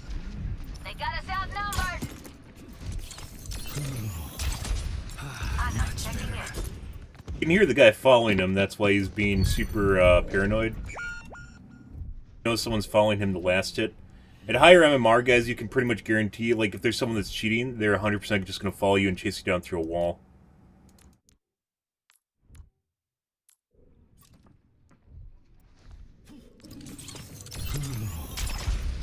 I'm not checking it. The fucking soldier just fucked off. Wow. Get over here. Everybody come on. So, I've mentioned before, guys, on social media and on stream multiple times since basically the leaderboards, or not the leaderboards, the stat board came out in the game in Overwatch 2, death should not be there. And the reason, the rationale I have for this, guys, is because it causes people to do things that do not work in the favor of the team, because they don't want to ruin their KD. In this case, ED, and then it's not erectile dysfunction. It's not even a real kill. It's basically, limbs are basically what assists used to be, and assists are like limbs for healers for some reason. I don't know why it's a different category, but it is. And it causes people to do really stupid shit, like that soldier refused to challenge this Genji. And that soldier basically did almost nothing the entire game. I don't even know what he was doing. The other guy pointed out, and I said he was a fill, but he was a really early fill. So he missed like 1 point. And at the end of the game, he had like a third of my damage or less than that. It was pretty... quarter of my damage. He didn't perform very well. But it causes people to do really stupid shit where they don't want to be the guy that has the most deaths on the team, despite the fact that he needed to challenge the Genji, maybe even 1v1 him, so they could get to the point, or he could get to the point faster. He could have went through the doorway if he pushed the Genji away, went through the doorway, and they got healed up, which would have been beneficial to the team. Deaths make people do really stupid shit. It's more common in MOBAs because there's more punishment for death in MOBAs than there is in Overwatch 2. But in Overwatch 2, the punishment for deaths is generally very social, putting aside the fact that, you know, you're going to take a hit to your efficiency because you're going to be dead more and then you have less uptime for actually doing damage and expressing pressure. But if you're doing as much damage as another DPS or more and dying more, that generally means you are more efficient with your time, your uptime, and that means you're generally a better player, because anyone can sit in a back line and then run away at the first sign of trouble, but you can't take points and hold points without applying pressure. You can't take points by running away. So, like, I've mentioned this multiple times, it's the hot take, because everyone's like, oh, don't eliminate deaths, that just means you're a bad player, because it's the segue, it's the shortcut everyone uses. They don't look at the other stats in the game. They don't compare stats between DPS in both teams. They don't compare healing between heals or between the characters that they're playing. They just purely look at deaths and go, oh, you have the most deaths, therefore you're wrong. And that's not it at all. It's a very misleading stat in the game, and it doesn't really mean much of anything. There's a bunch of stats they should add, though, like mitigation should just be turned into total damage taken, so total damage plus mitigation, and healing done should be a category too, or healing received should be a category, excuse me. Healing received should be a category. They should remove self-heal from healing received. That should not be a thing. It is currently in the game, so if a healer heals himself a lot, they're contributing to the team. So, yeah. Self-healing is actually a stat, like Moira can self-heal, and she'll look like she has a really inflated number when she hasn't. There also should be killing blows. There currently isn't. So if you basically are the last hit damage when no one has touched the player for like 5 seconds or something, then you should get a KB. Because while killing blows in and of themselves are not meaningful if there's a bunch of people, like the last hit is not meaningful. But if you're chasing someone down, that's very meaningful. It's a very meaningful stat. But scoreboard revamp, a lot of people hate the idea of removing deaths because it's a convenient go-to. And they know it. And they know it also, they aren't doing what they're supposed to. And they don't want to be called out on it.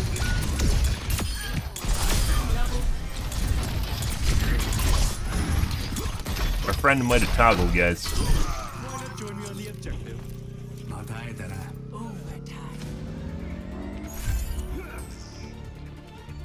Wasn't really doing much of anything up until this point.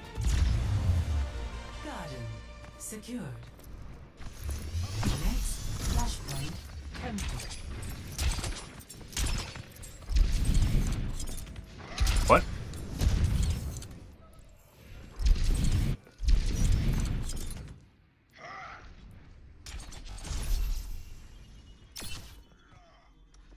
Temple.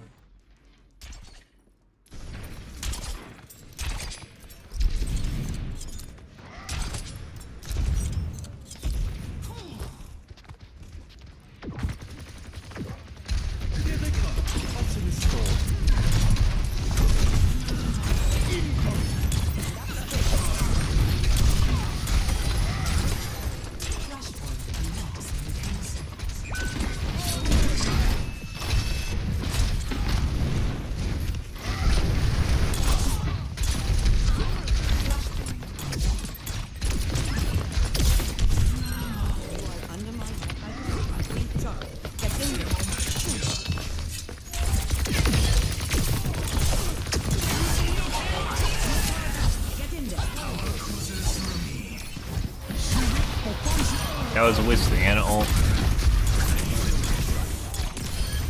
Death awaits.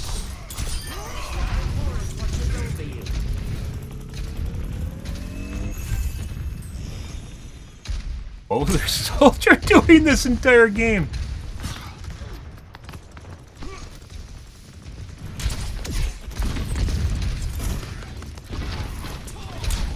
I think he died less than me, so there's that. Once again.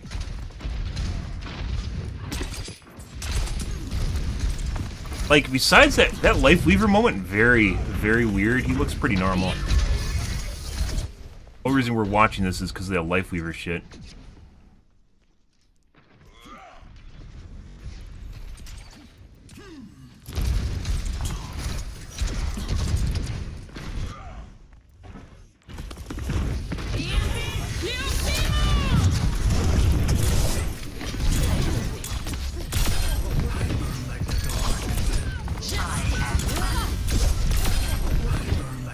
Guess he killed the. I didn't know the Lifeweaver was following me.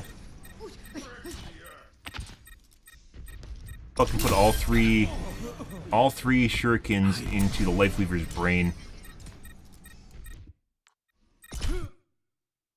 There. No.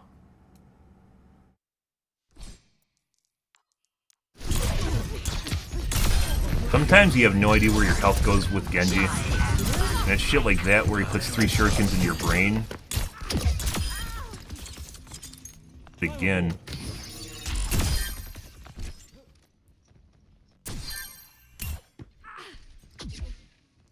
He doesn't look like he's intentionally doing it either.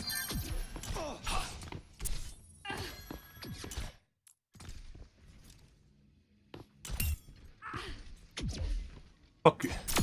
How the fuck did he just put all the shurikens into her brain?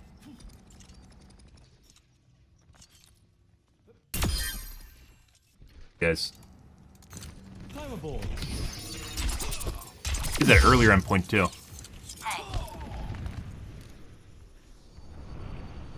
Casually looked like he's wall looking there, but might not be.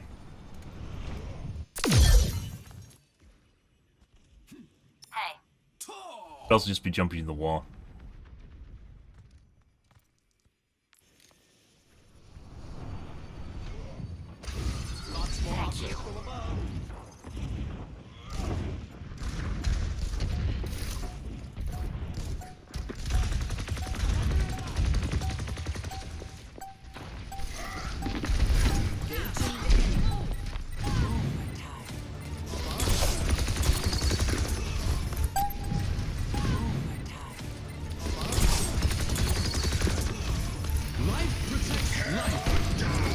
Like, his aim is very shaky, but it, like, insta-snaps. That right there. Was that last hit?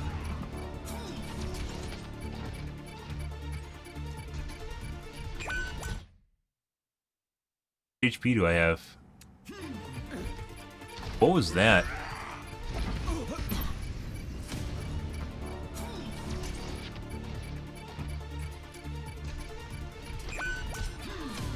Pretty sure he's cheating.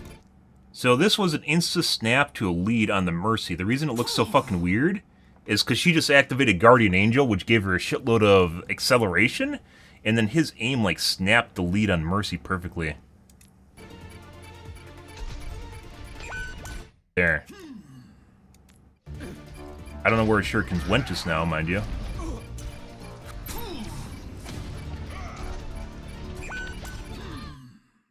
That wasn't for me, that was for the Mercy.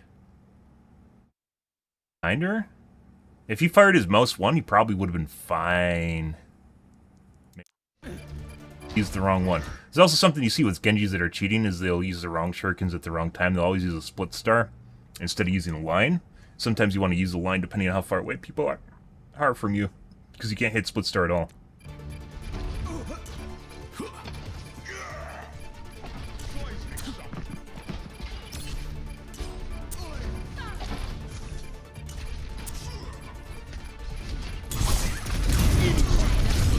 He just fucking put all the shurikens in my brain again. I didn't think he was cheating at first. He's kind of looking more and more like he is, though. But no, he put all the shurikens in the Mercy's brain. One of them?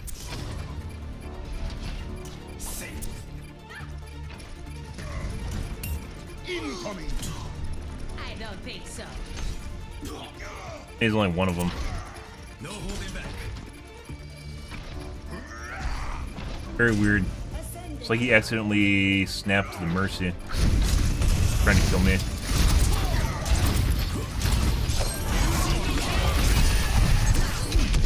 Yeah, it's like locked me now. Pretty sure this guy's cheating. Let's see.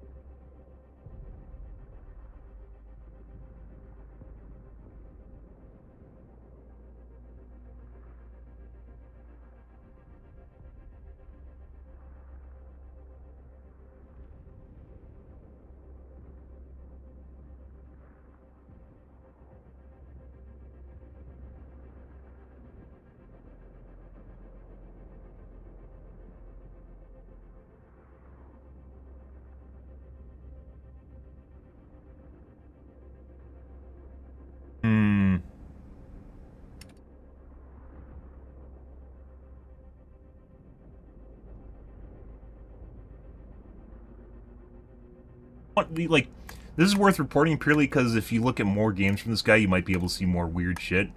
I was like pretty sold on that guy just being normal, except like we were basically just gonna requeue up until we saw him lead the life lever, which he didn't know was there in any way, shape, or form, like to throw shurikens at him as he's rising up on a platform behind a wall. And then the Mercy at the end there, and then it seems like whenever he needs to clutch, his aim all of a sudden gets really, really good, and he does like these snaps, instant snaps to exactly where he needs to be. Exactly like right when he needs to do it. It happened on P2, and then it happened once again on P3 at the end there. So, that's definitely worth Blizzard looking into, and then worth looking at multiple games from that guy.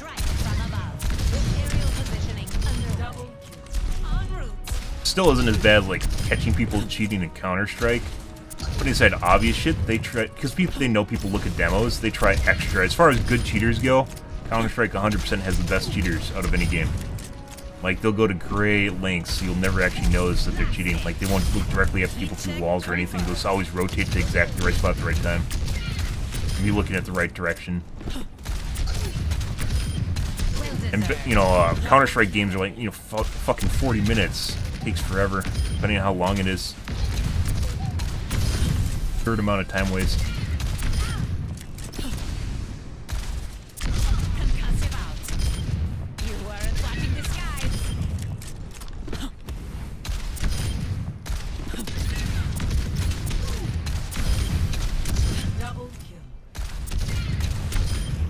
Increasing altitude. I don't think so.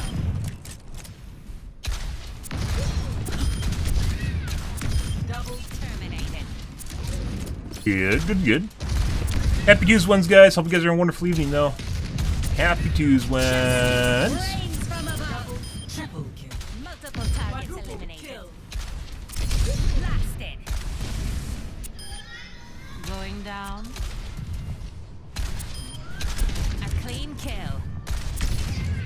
Move. Establishing area position.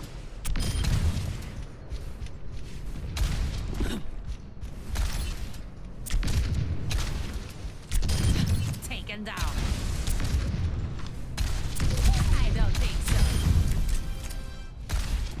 Just in time.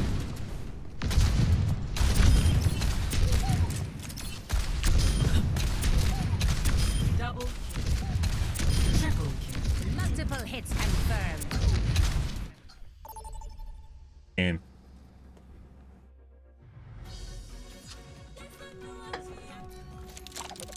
Dude.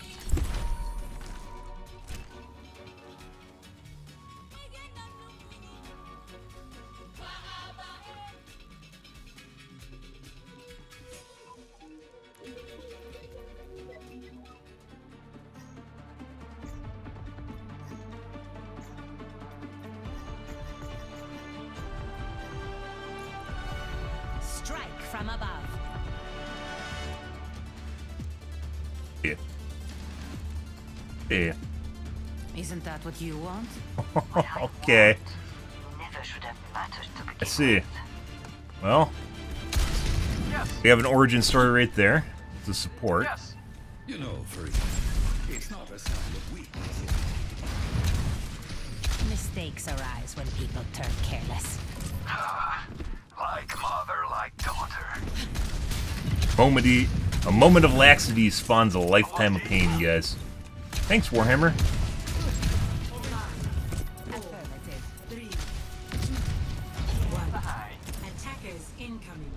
Defend objective A.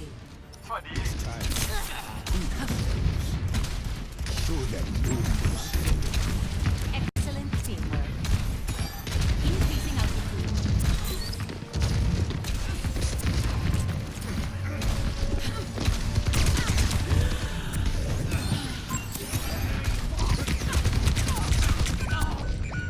Very accurate soldier.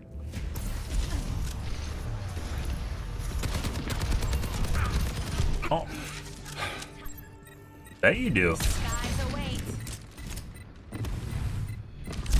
Positioning.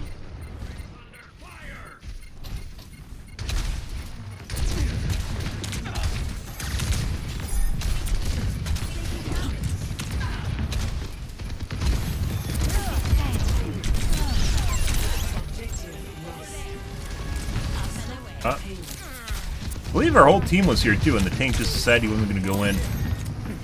Alright.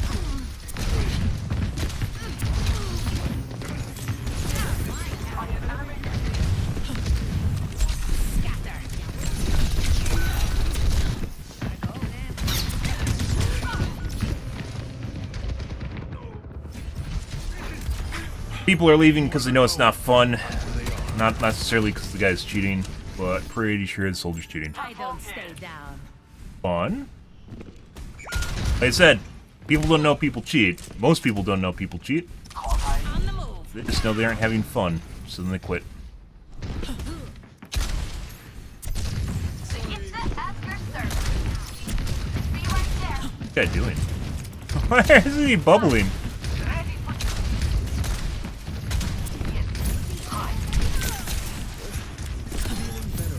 Thanks for the armor. Tank, that's a new tank. Good. I mean, yeah, sure. Gonna go in? Oh my god, Life Weaver, you fucking bitch.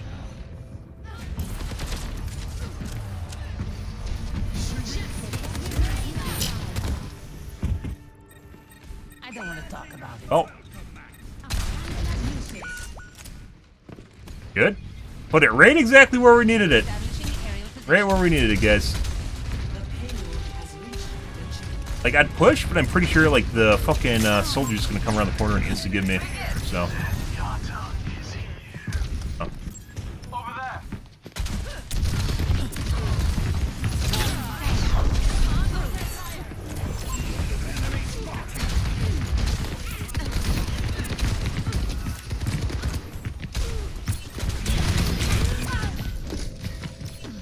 Good. No.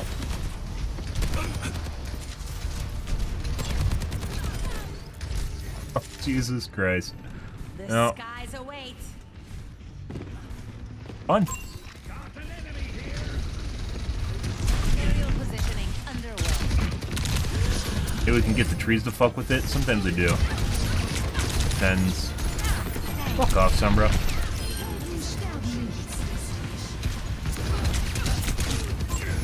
Like, it's literally a fucking turret, guys. Like, it's not even a player. Like, the fucking Zarya, we've been able to kill like 2 or 3 times right now, but it's literally dealing with this guy in the back that's just 100% accurate.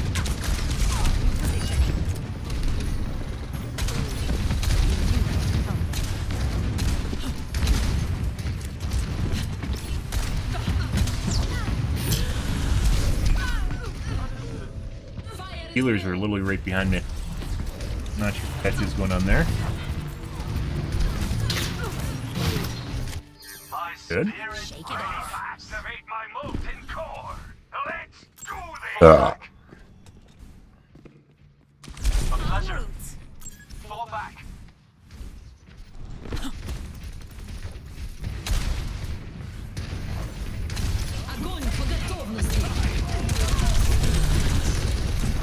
Ew.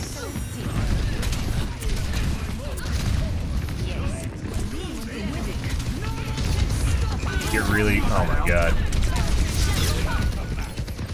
Sombra was literally fucking waiting for me.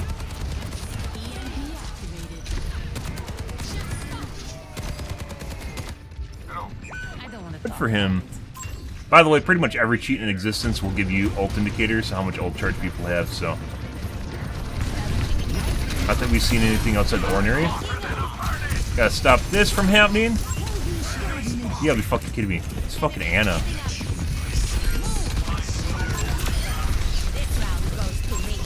I'm gonna sit on the tree again.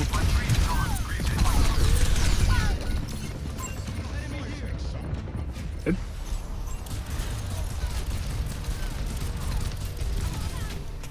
So the Mercy actually died. The Anna saved her though. Fun. I feel like things like that are important. So like if you have something that causes you have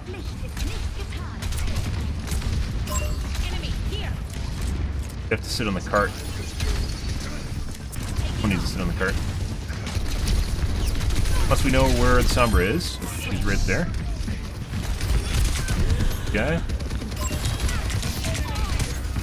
Oh, we can line of sight them. I didn't realize. Yeah. Do this.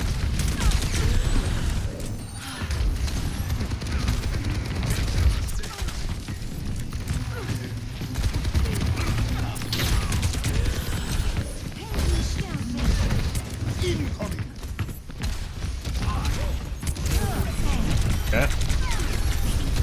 Off.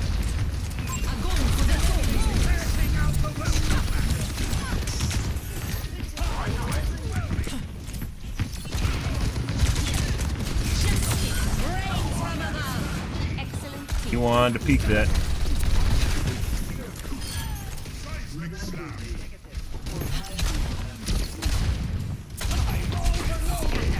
Missed.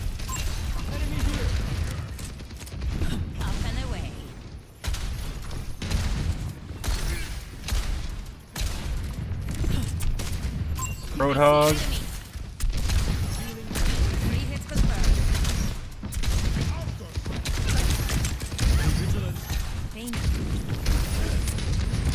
Yep, it's for me.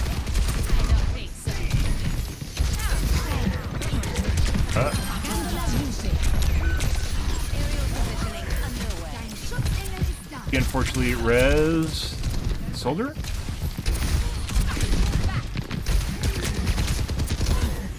The tree's fucking with them, but it's not not in the right spot. Yeah, so like the big limbs detach it, but the small ones don't. Maybe we can go to the left side. Let's try.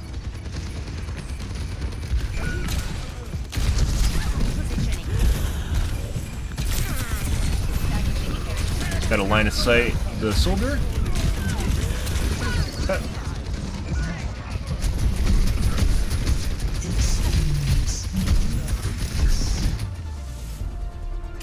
Not bad, considering we basically have a fucking turret running around in the game, so.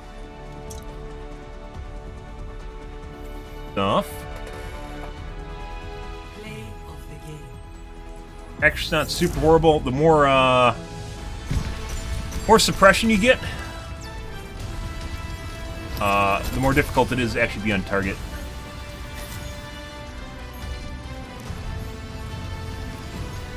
Bitching about you having to use an aimbot?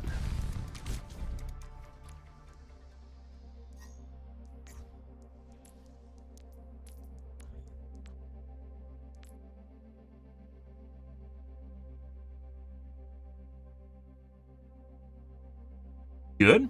Yeah. Not that it would have made that big of a difference. Shooting at me is not shooting at anyone else, so.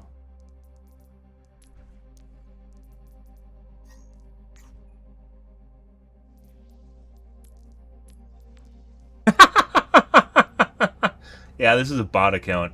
Someone bought someone else's account. Okay.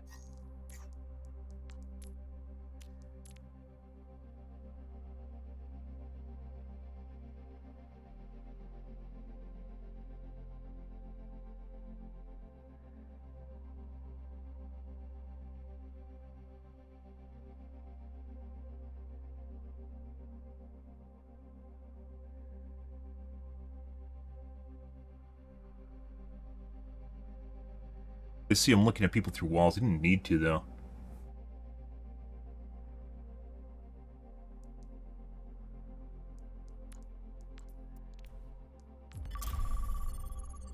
Off we go. Good.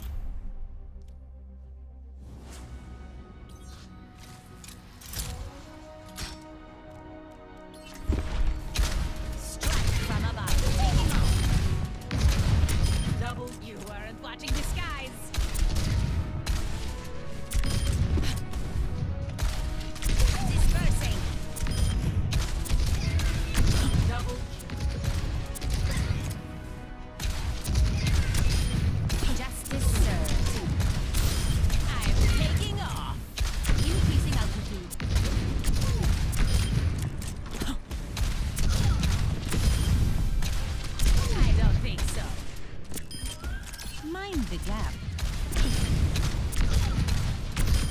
When I'm hitting my shots, you can't touch me.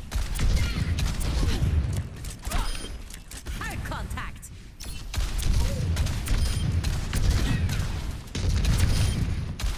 Big.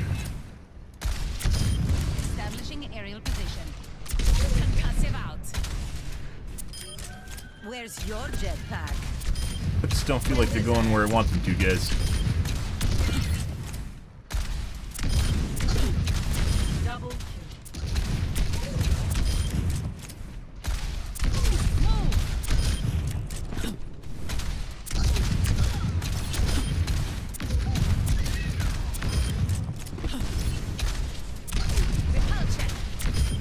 Messy, but we got it done. double Aerial positioning underway. Move back. Nice. Much better. Picked off. Just need to activate it with voice. Good? Good. Ah, are we gonna go against a cheating widow on a water tower? I can't wait. What do you think? Best part of Junkertown is a cheating widow on a water tower. Oh, it's so fun. Purely because there's no angle. You can't get a good angle on her. So you can't boop her off and you can't hit her. Incredibly difficult to deal with her. Good.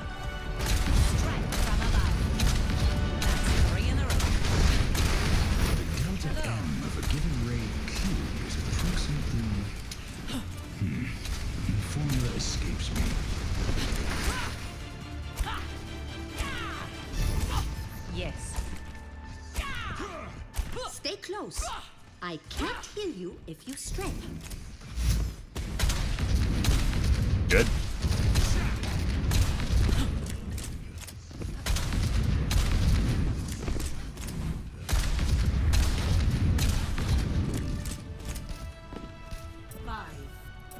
Well, I think everyone's cheating. I don't think everyone's cheating. It's very prevalent at high MMR, though. That was, if you just watched who I reported, that guy had a gold rank in comp and is 100% accurate.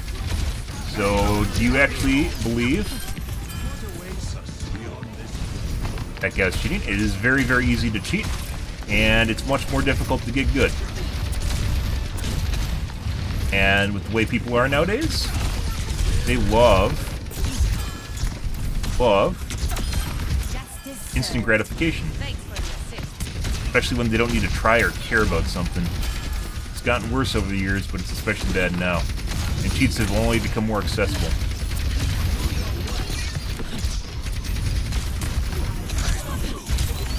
So, I mean, all you have to do is type Overwatch cheats into Google and figure it out for yourself. I've done on stream. Good.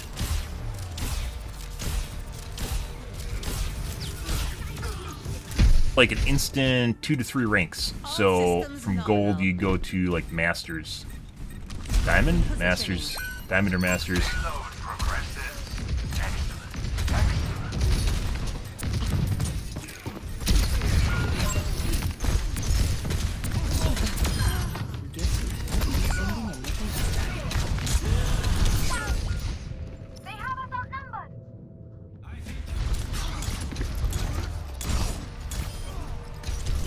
Guy's aim is all over the fucking place. Yeah. Returning to battle. Bad. It's the reality of the world we're in, though. No.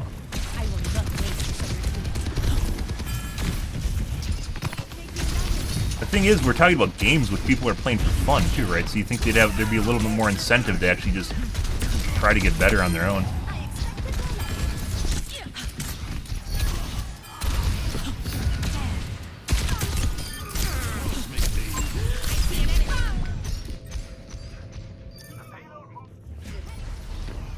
An accurate Ana. Add Z height. I don't stay down.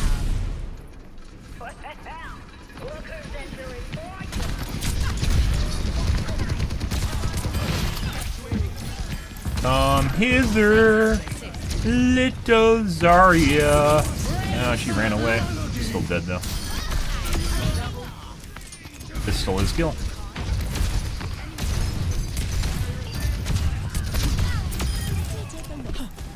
Excellent teamwork. Hello. Hello. Positioning.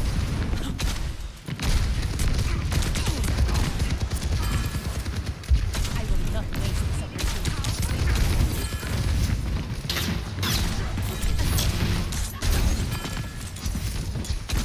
Still a Genji blade coming on. Yep. Jump. Not sure why I didn't shift.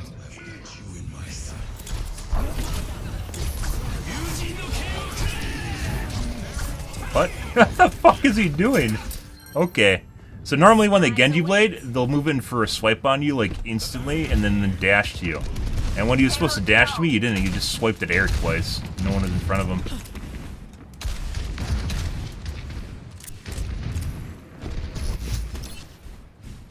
Out over there. Positioning underway.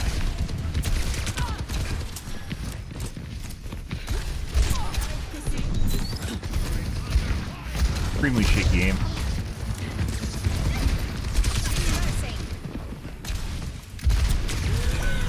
Over here.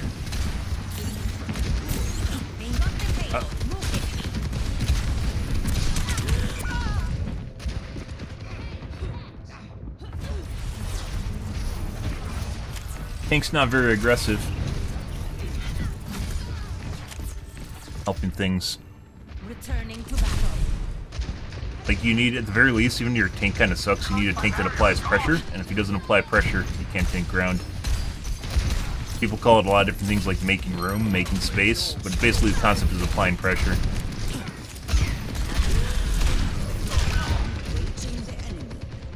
That's the Genji. Pretty sure this guy's definitely cheating. But he has slow reaction time too. See how wobbly and jittery his aim is? Perfect snaps on top of it. Good. Yeah. Alright. Very good.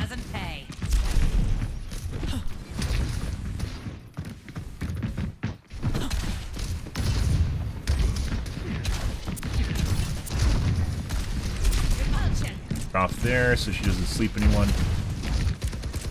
Pretty sure the Ashe is cheating.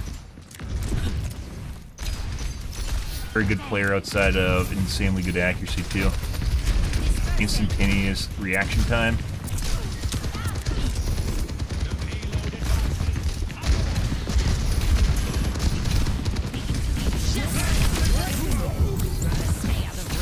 You. Oh, buddy.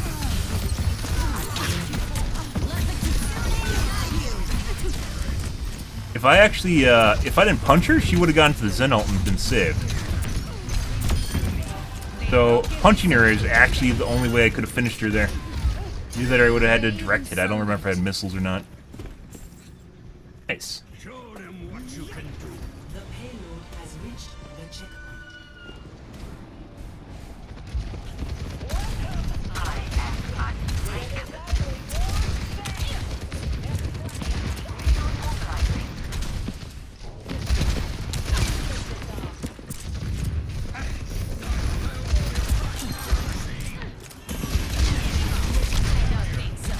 I think she's off fight now. Oh! Missed.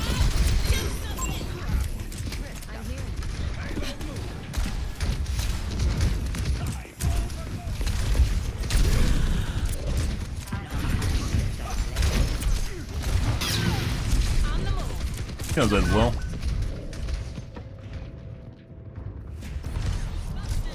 Yield man.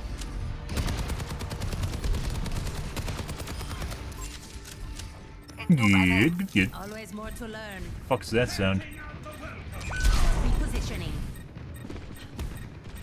Oh, we're on a fucking West Coast server. Just noticed. So we have 60 ms ping.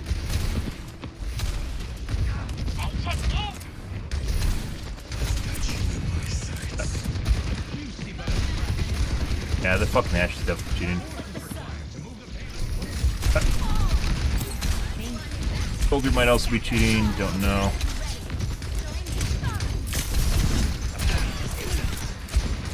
Okay.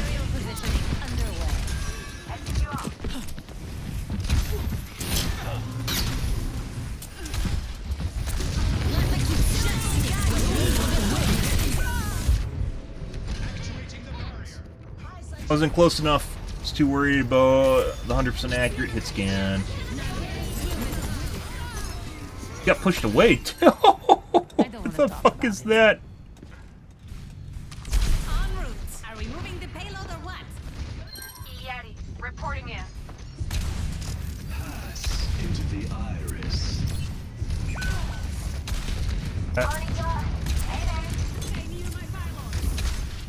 If you hit someone's shield and like all your damage is just absorbed, it should give you like a bonk or something.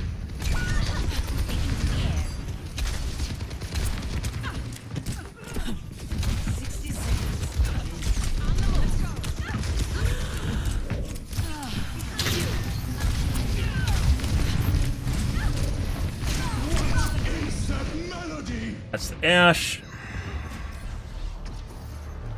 And people through walls. Find. Making another approach. Repositioning. Ash is now on Trace.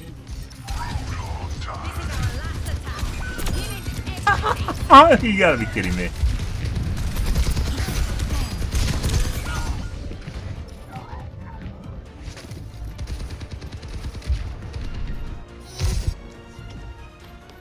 Trying to see if I can get a pick or two, guys. We're running out of time. Keep attacking.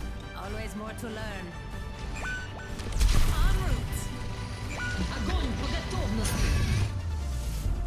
Fun.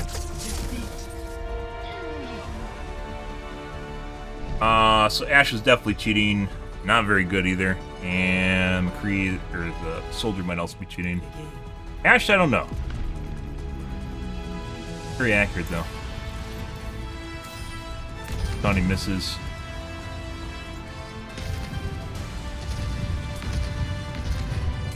Oh, look, guys, it's me. I did something. Cool. How long till you can bypass the screen completely? Like, don't even give a shit about the little level up icons they spend so much time on.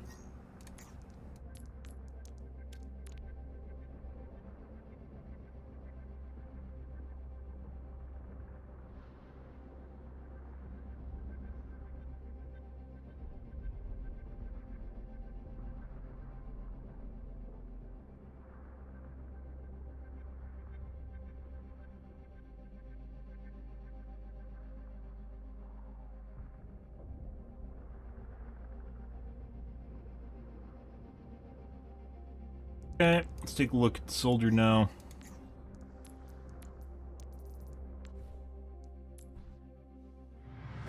Ready.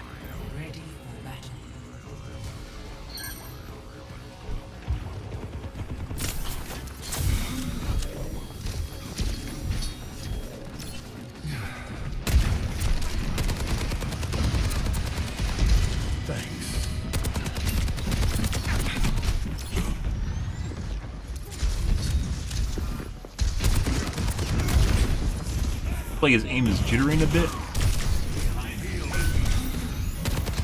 Patched up. Careful, there's more of them than us. Thank you. Enemy turret at the base. Looking at the Torb and then deciding not to chase him down. He actually almost survived that. What the fuck? I guess she was shooting at the Mercy. Breaked out from the Mercy.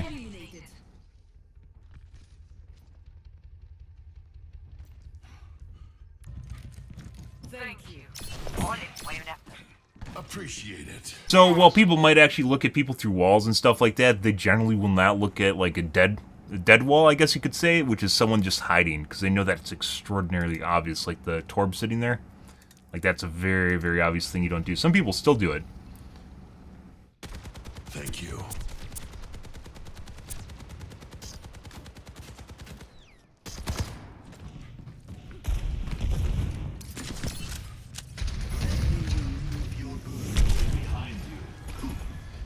try to repay the favor.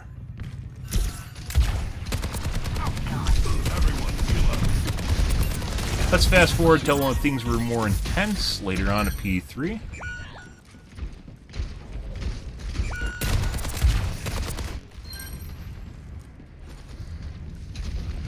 Enemy turret ahead.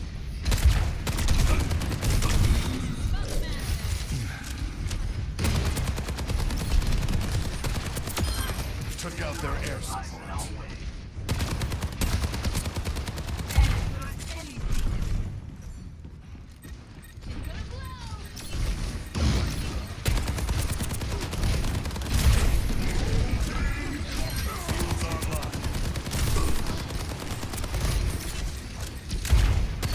I will fire. I will lead us to victory.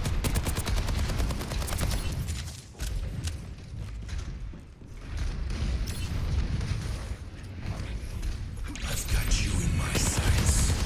You see but a fraction of the universe.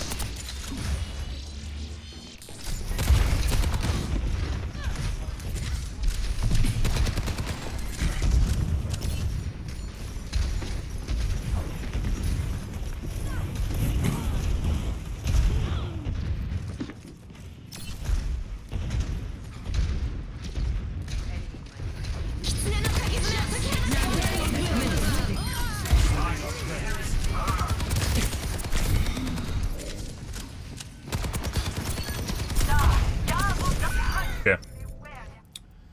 Aim. Ash is definitely cheating though. Move it along.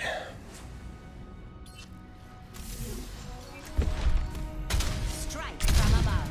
Up and away. Double hit. Repositioning.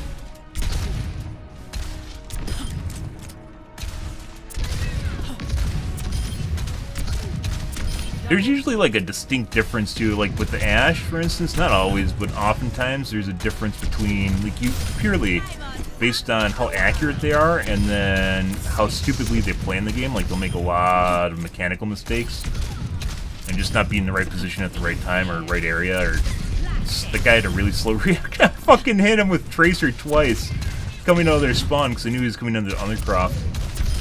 Heard him coming under the Undercroft, so then I immediately just fucking hit 2 missiles down there where I thought he was, and one did partial damage to the other one, was a direct, and he died. Yeah. But he could have survived. He definitely could have survived that, guys. All he had to do was dash or rewind, and he would have been fine. Select your hero.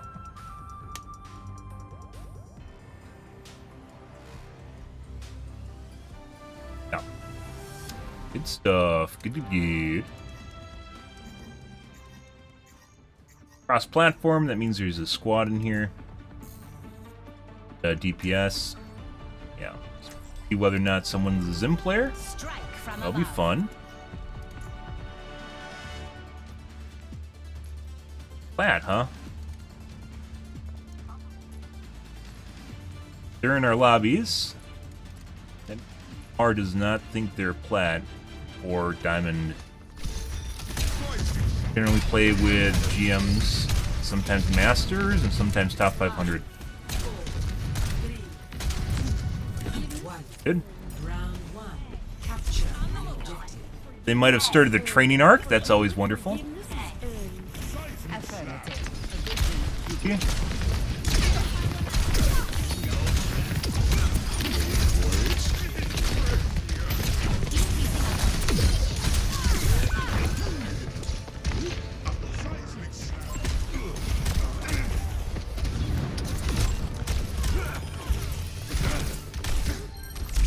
The objective is now active.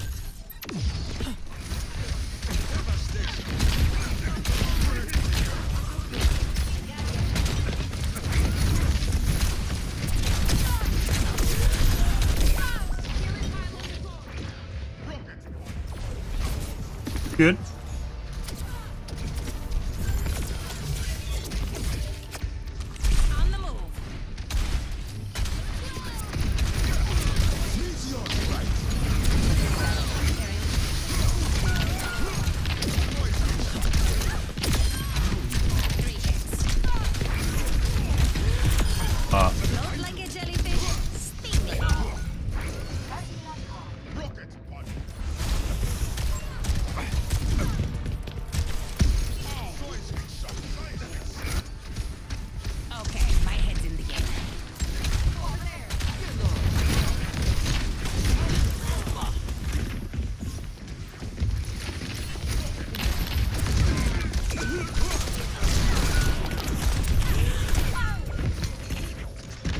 That is the console player. Not a gamepad.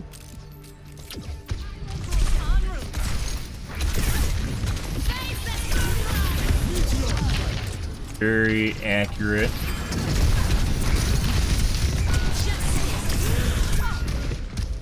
Maybe I should have went in deeper. I don't know. That's questionable. That's not a gamepad, guys.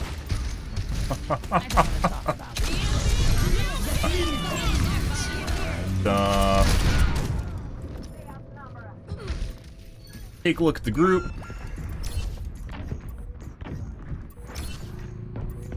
We're stack, as you can imagine, rank, tank. Repositioning. Thanks for the assist.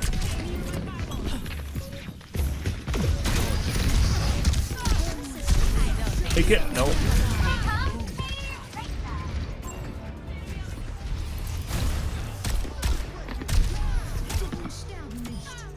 Looks like the Doomfist is possibly cheating too. You can't make this shit up, guys. Fun. Let's see what he says. Nice Zim. What happens? We'll see how many people will stick up for him. That usually is a telling sign on whether or not this is a 4-stack or 2 2s. Ah, my hero. You're like a knight in flying armor. Probably the only council player in the lobby. Some people still don't actually understand what, so this is a cross-platform symbol, guys. If you're curious about that, that means you guys are in council. That guy's in council. There's only one of them, so. Nothing.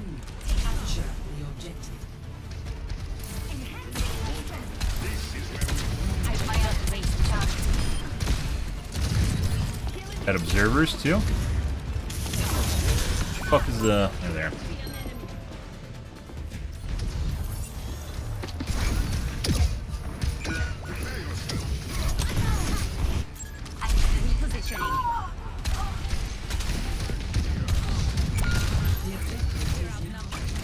Huh? Why doesn't she run away?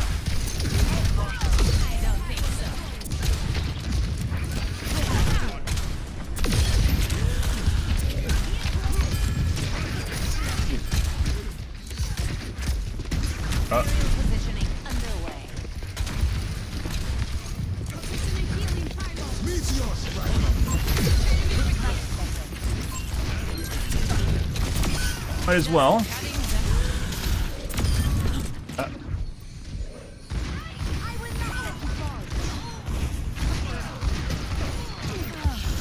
Hey, Medkit yelled at me before the teammates did. I'm taking the objective. Converge on me.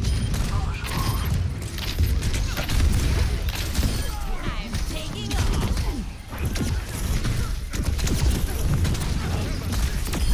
Taken down.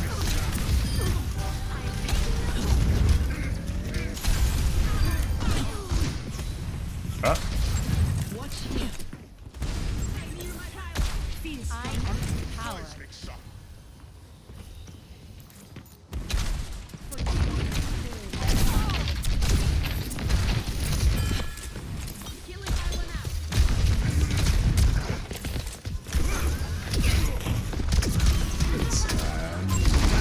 Huh?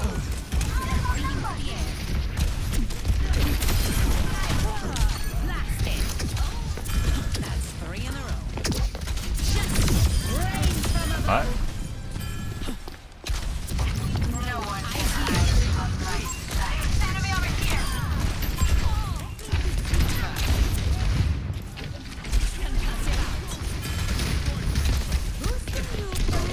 Yeah.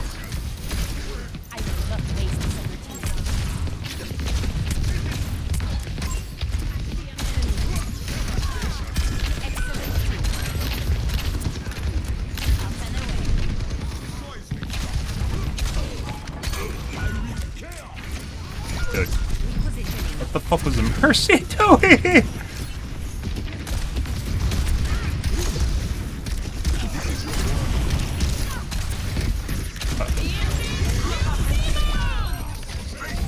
Oh. Good? Good.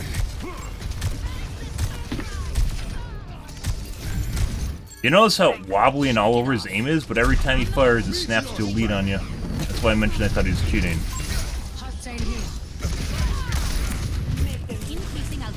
Troops with a Zim player, then there's this guy too.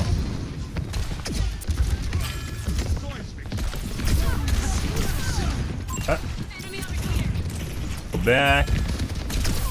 No.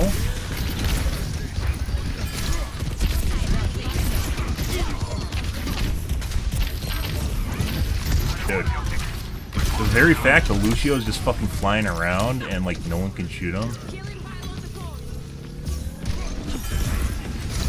There's a Doom Fist still here.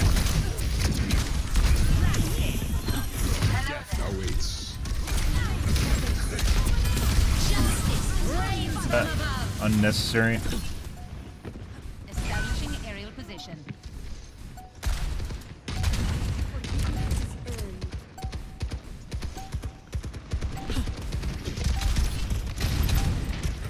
Yo.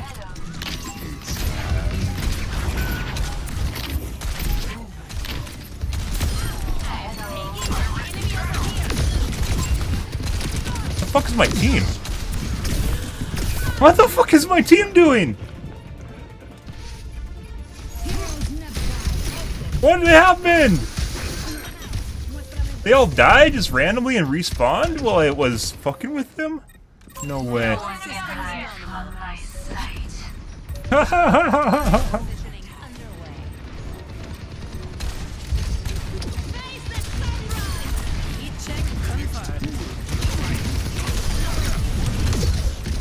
Sim user, which is basically an aim assist.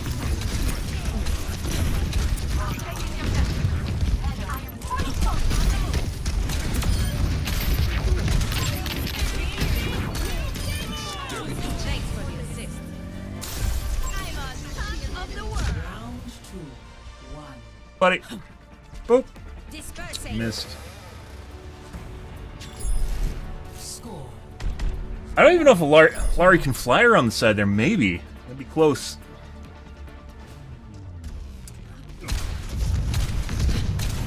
Like, I thought my teammates were outside the point, and like they all died or something. I don't know what's going on there. You did good. Throw them into my web.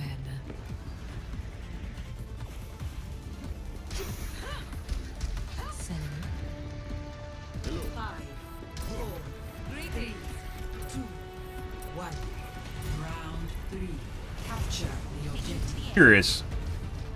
We can do this if we fight hard and smart. Concussive out. Okay. Normally they bait missiles, and you didn't bait any missiles.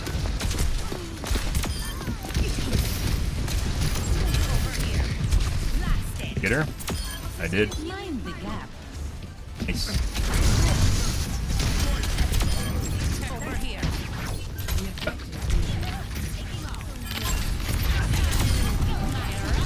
Dude, like shooting Lucios on the wall is like the best training in the world, is Farah, for leads.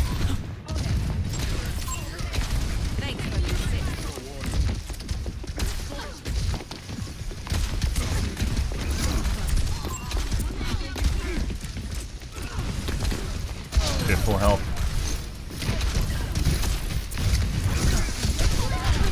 Right on my face. Is that the... That's really weird. That's a council player. That's the sort of shit you see when someone has a wall hack, though.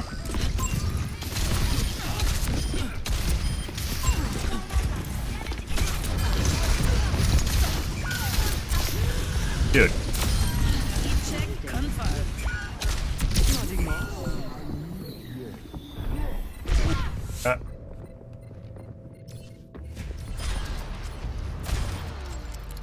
He has a Zim. The skies await.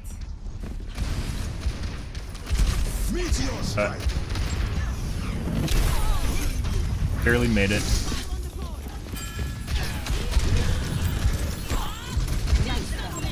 Oh,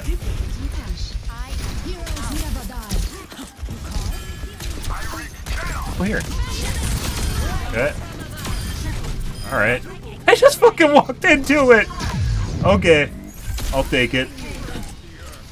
100% accurate, doing really dumb shit. It's Overwatch in a nutshell, guys. And people wonder why people make it a top 500 and their games seem like they're playing with like plats or something. Yeah, it's because they're insanely fucking accurate for some reason.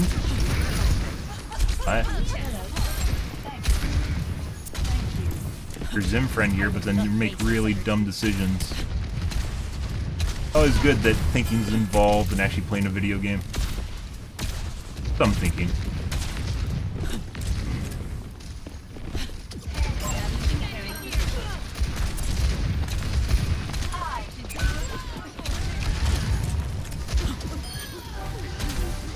%5,000% accuracy whenever they pop shot, guys. Miss.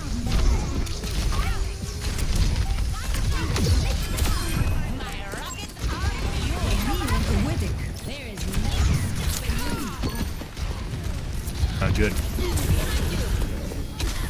Lee has poor situational awareness. Fantastic. Nice. Not too bad, guys. Oh my god. What a comeback, yeah. Nice Zim. Great Zim, though.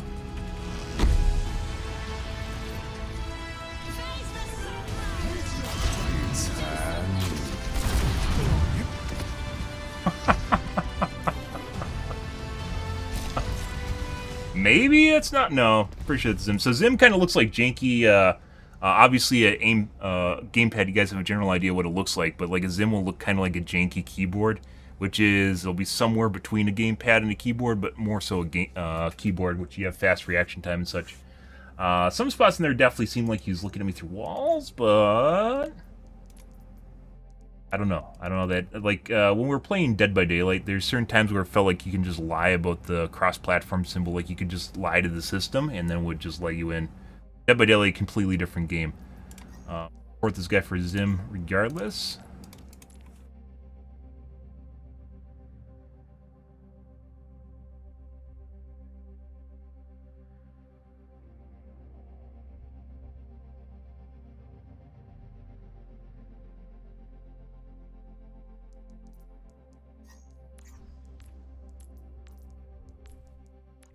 It also could be like when people are using a gamepad with really fast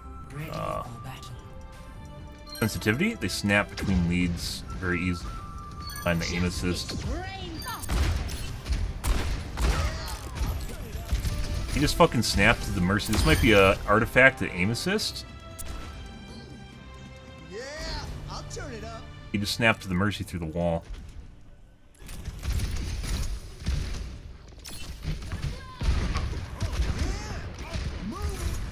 Definitely not gamepad. See?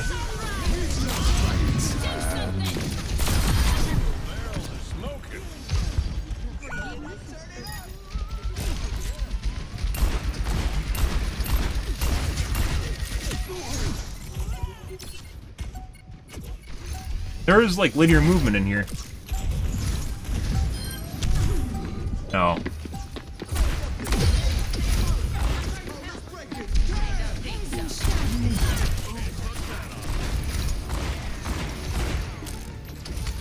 Like there, you can see there's like turns in it too, which is like when you start getting like J movement, it makes it very difficult to do on a gamepad. As far as I know, Blizzard doesn't ban Zims. Why they're so prevalent on console.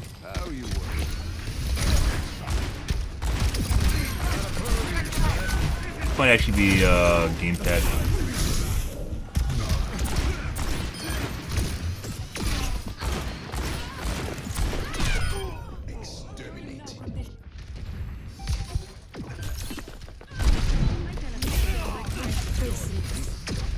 And like stuff in fat, like it looks like, so you'll see awful times like what gamepad players will do is they'll just maximize aim assist by like doing left right. You'll see the where when you're moving around there's some deviation involved with it, but when people are using a gamepad you can see like left right, like something like a star, if you could imagine on your screen, where it goes from an origin point and then moves around. But then when it's in fast pace, it looks like it's actually a keyboard and mouse. Snap to a player behind the wall?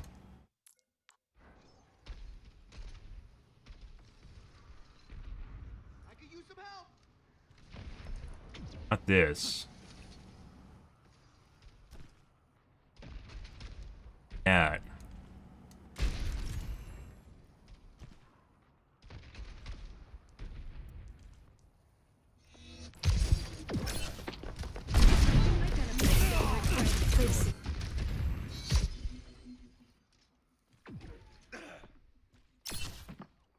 Arya behind the wall. Constructing my teleporter. Make them regret facing us. Dodge this. Incoming.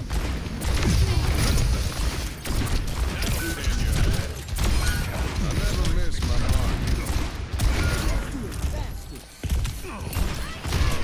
Once again, I swear it looks like he's looking at people through walls, but you can't use cheats obviously on controller, on console.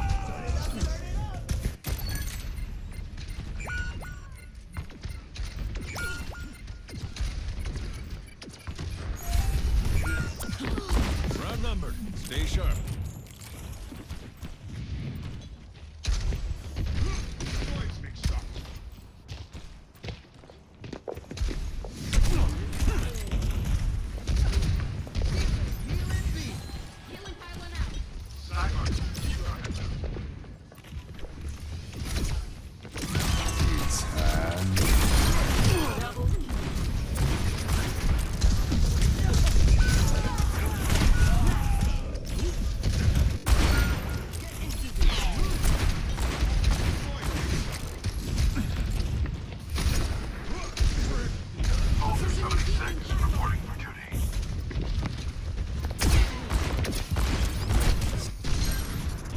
This is what I don't understand.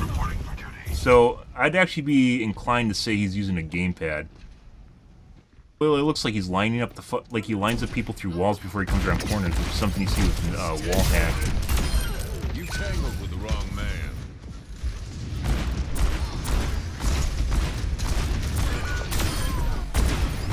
Stick with it.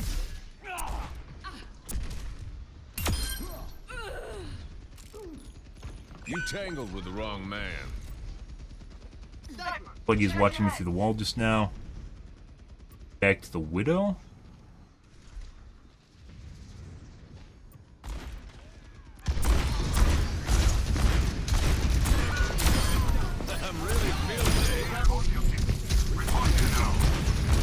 This is what happened to my team. I was like, where the fuck did my team go? Apparently them 3 killed my entire team.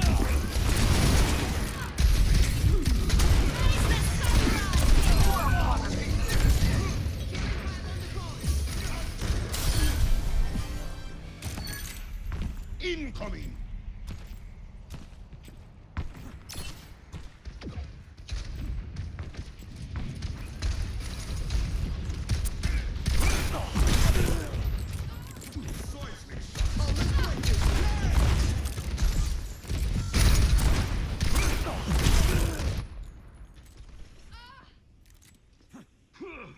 Seismic shock.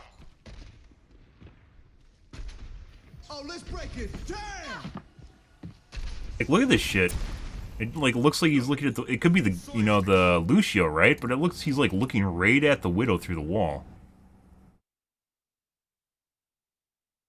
Widow. I don't. So like the common conception here is, and I haven't seen a cheat, is that you can't actually use like model lobbies don't exist on console anymore. You can't really cheat. You can use a Zim. Zim basically is using a keyboard and mouse with a gamepad. But I've seen a couple gamepad users right now that actually look like they're using a wall hack. And that shouldn't be the case unless, of course, it's someone playing on that's using a gamepad that then's lying about cross-platform. Only thing I can assume. Like somehow spoofing the system into thinking that they're cross-platform when they aren't.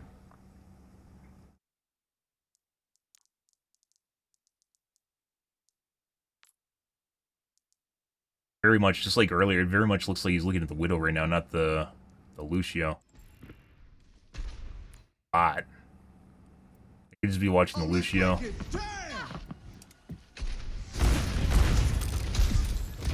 Clicks are extremely fast too for gamepad. That's also another reason I didn't think it was a gamepad.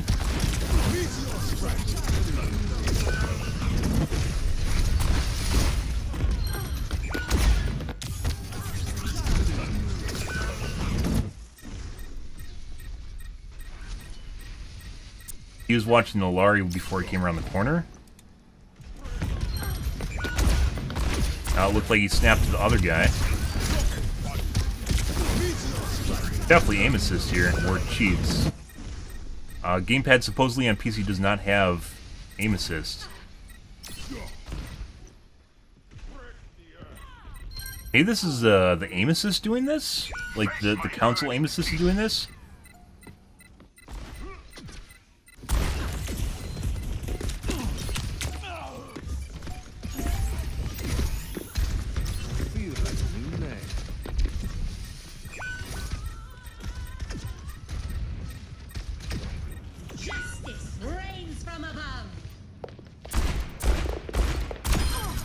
For some reason he really fucking hates the Widow, I don't know why.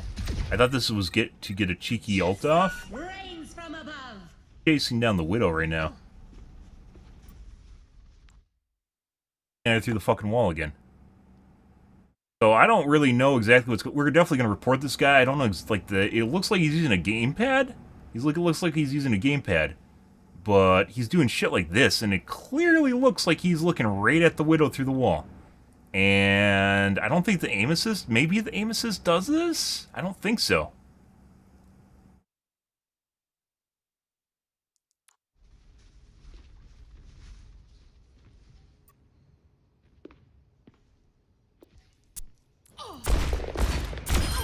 How many shots was that?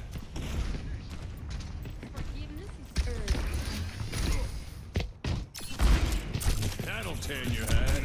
I'm at the objective. Anyone else know?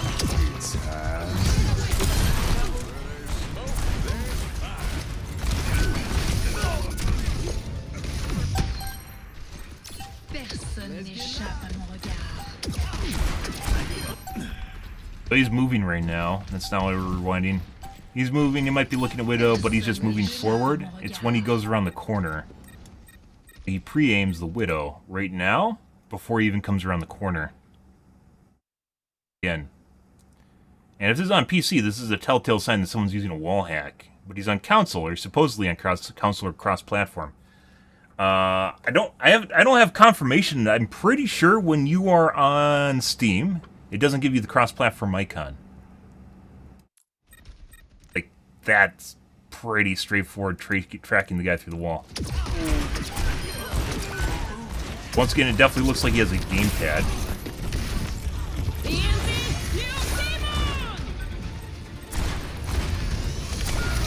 Seems like the aim assist is more liberal too than normal gamepad users, which is kind of weird in and of itself.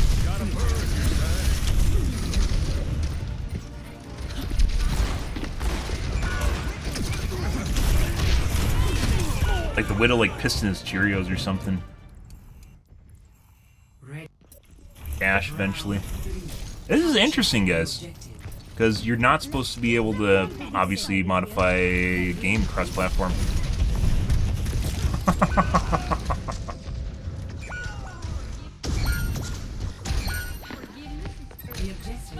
Ah, yes. I killed you because you're McCree.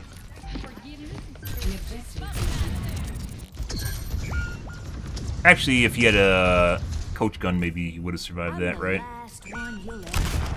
He was faster with his roll, he would have survived too.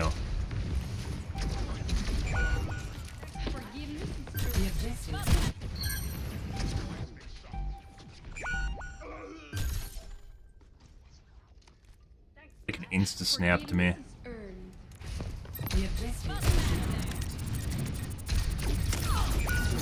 Snapped me through the wall again. The objective is now active. Smoke him out of there. I don't know if this is an artifact to aim assist or what. Like right there, and then when I go up.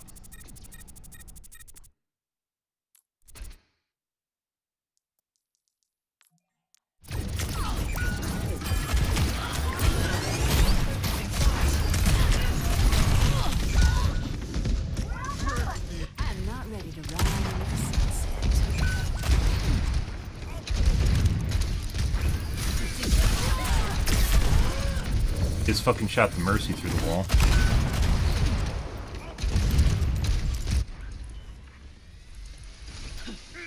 She's gonna blow. Maybe this is a bug with the aim assist being broken or something. Snap to the Mercy.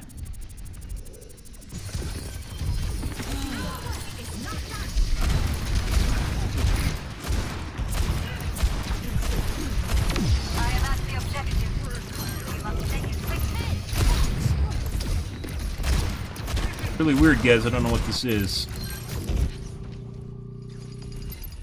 Hey, catch.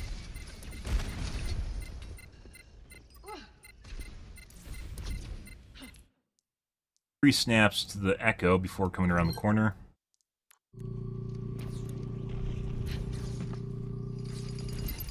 Hey, catch.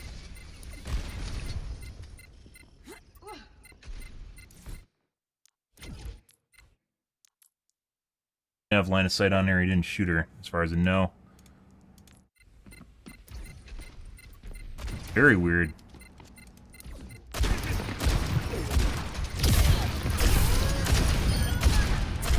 This is well, it's not a new one because we've seen stuff like this before. I think that we've reported one other person for this. Singing with the angels now. Still looks like a gamepad.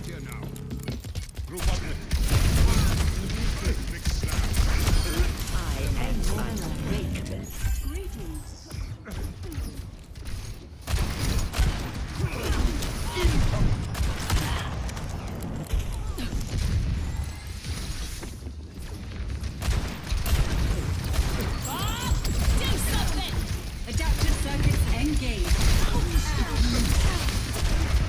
You're good.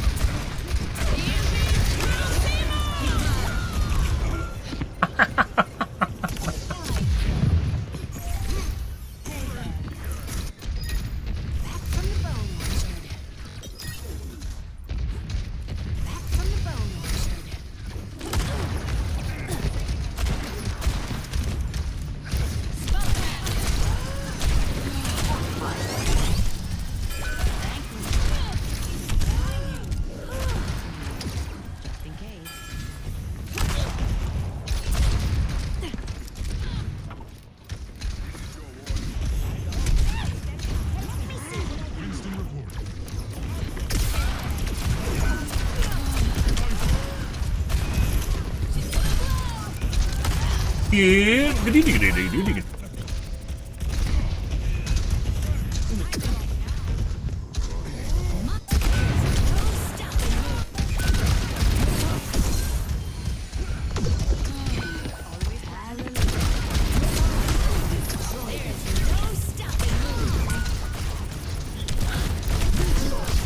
Maybe this is a bug with the aim assist system.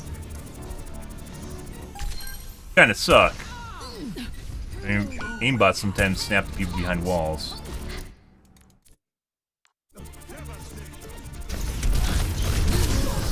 But game cheat developers definitely have those as an option, whether or not what's to snap to people behind walls. Okay, we're gonna report that guy. It was this guy.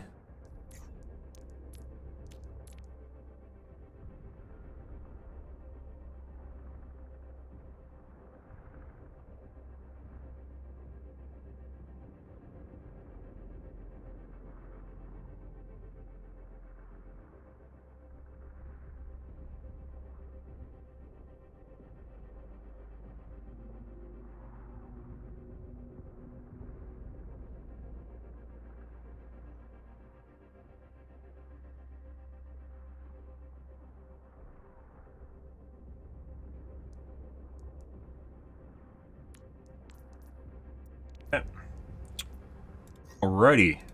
Like, he didn't even do bad for a gamepad user. Which usually means that is 1,000 guys.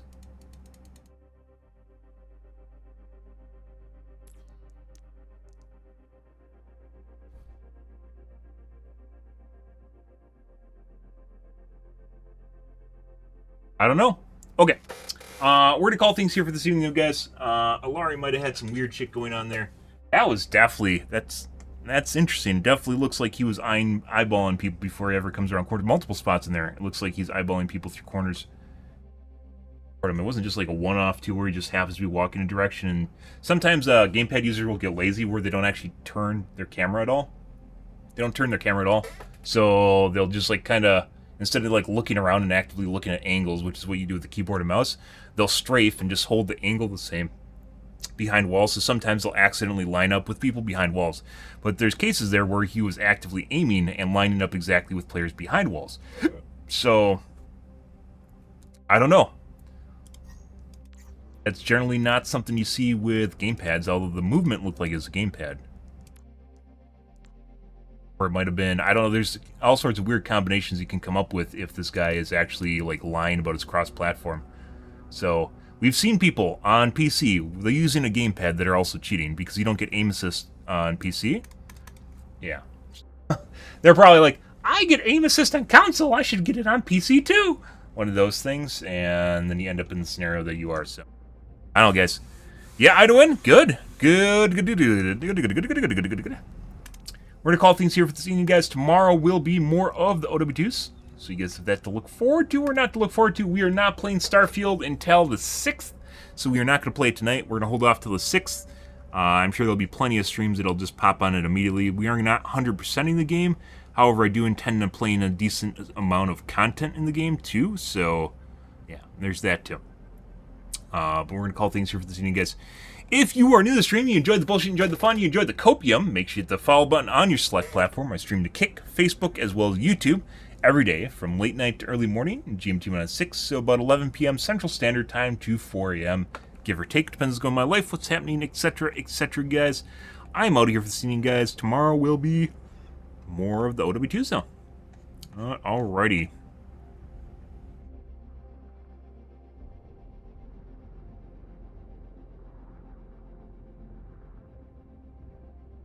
Okay.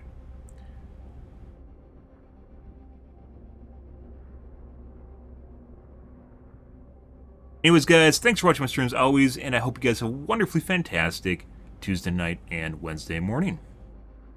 Have a good day, guys.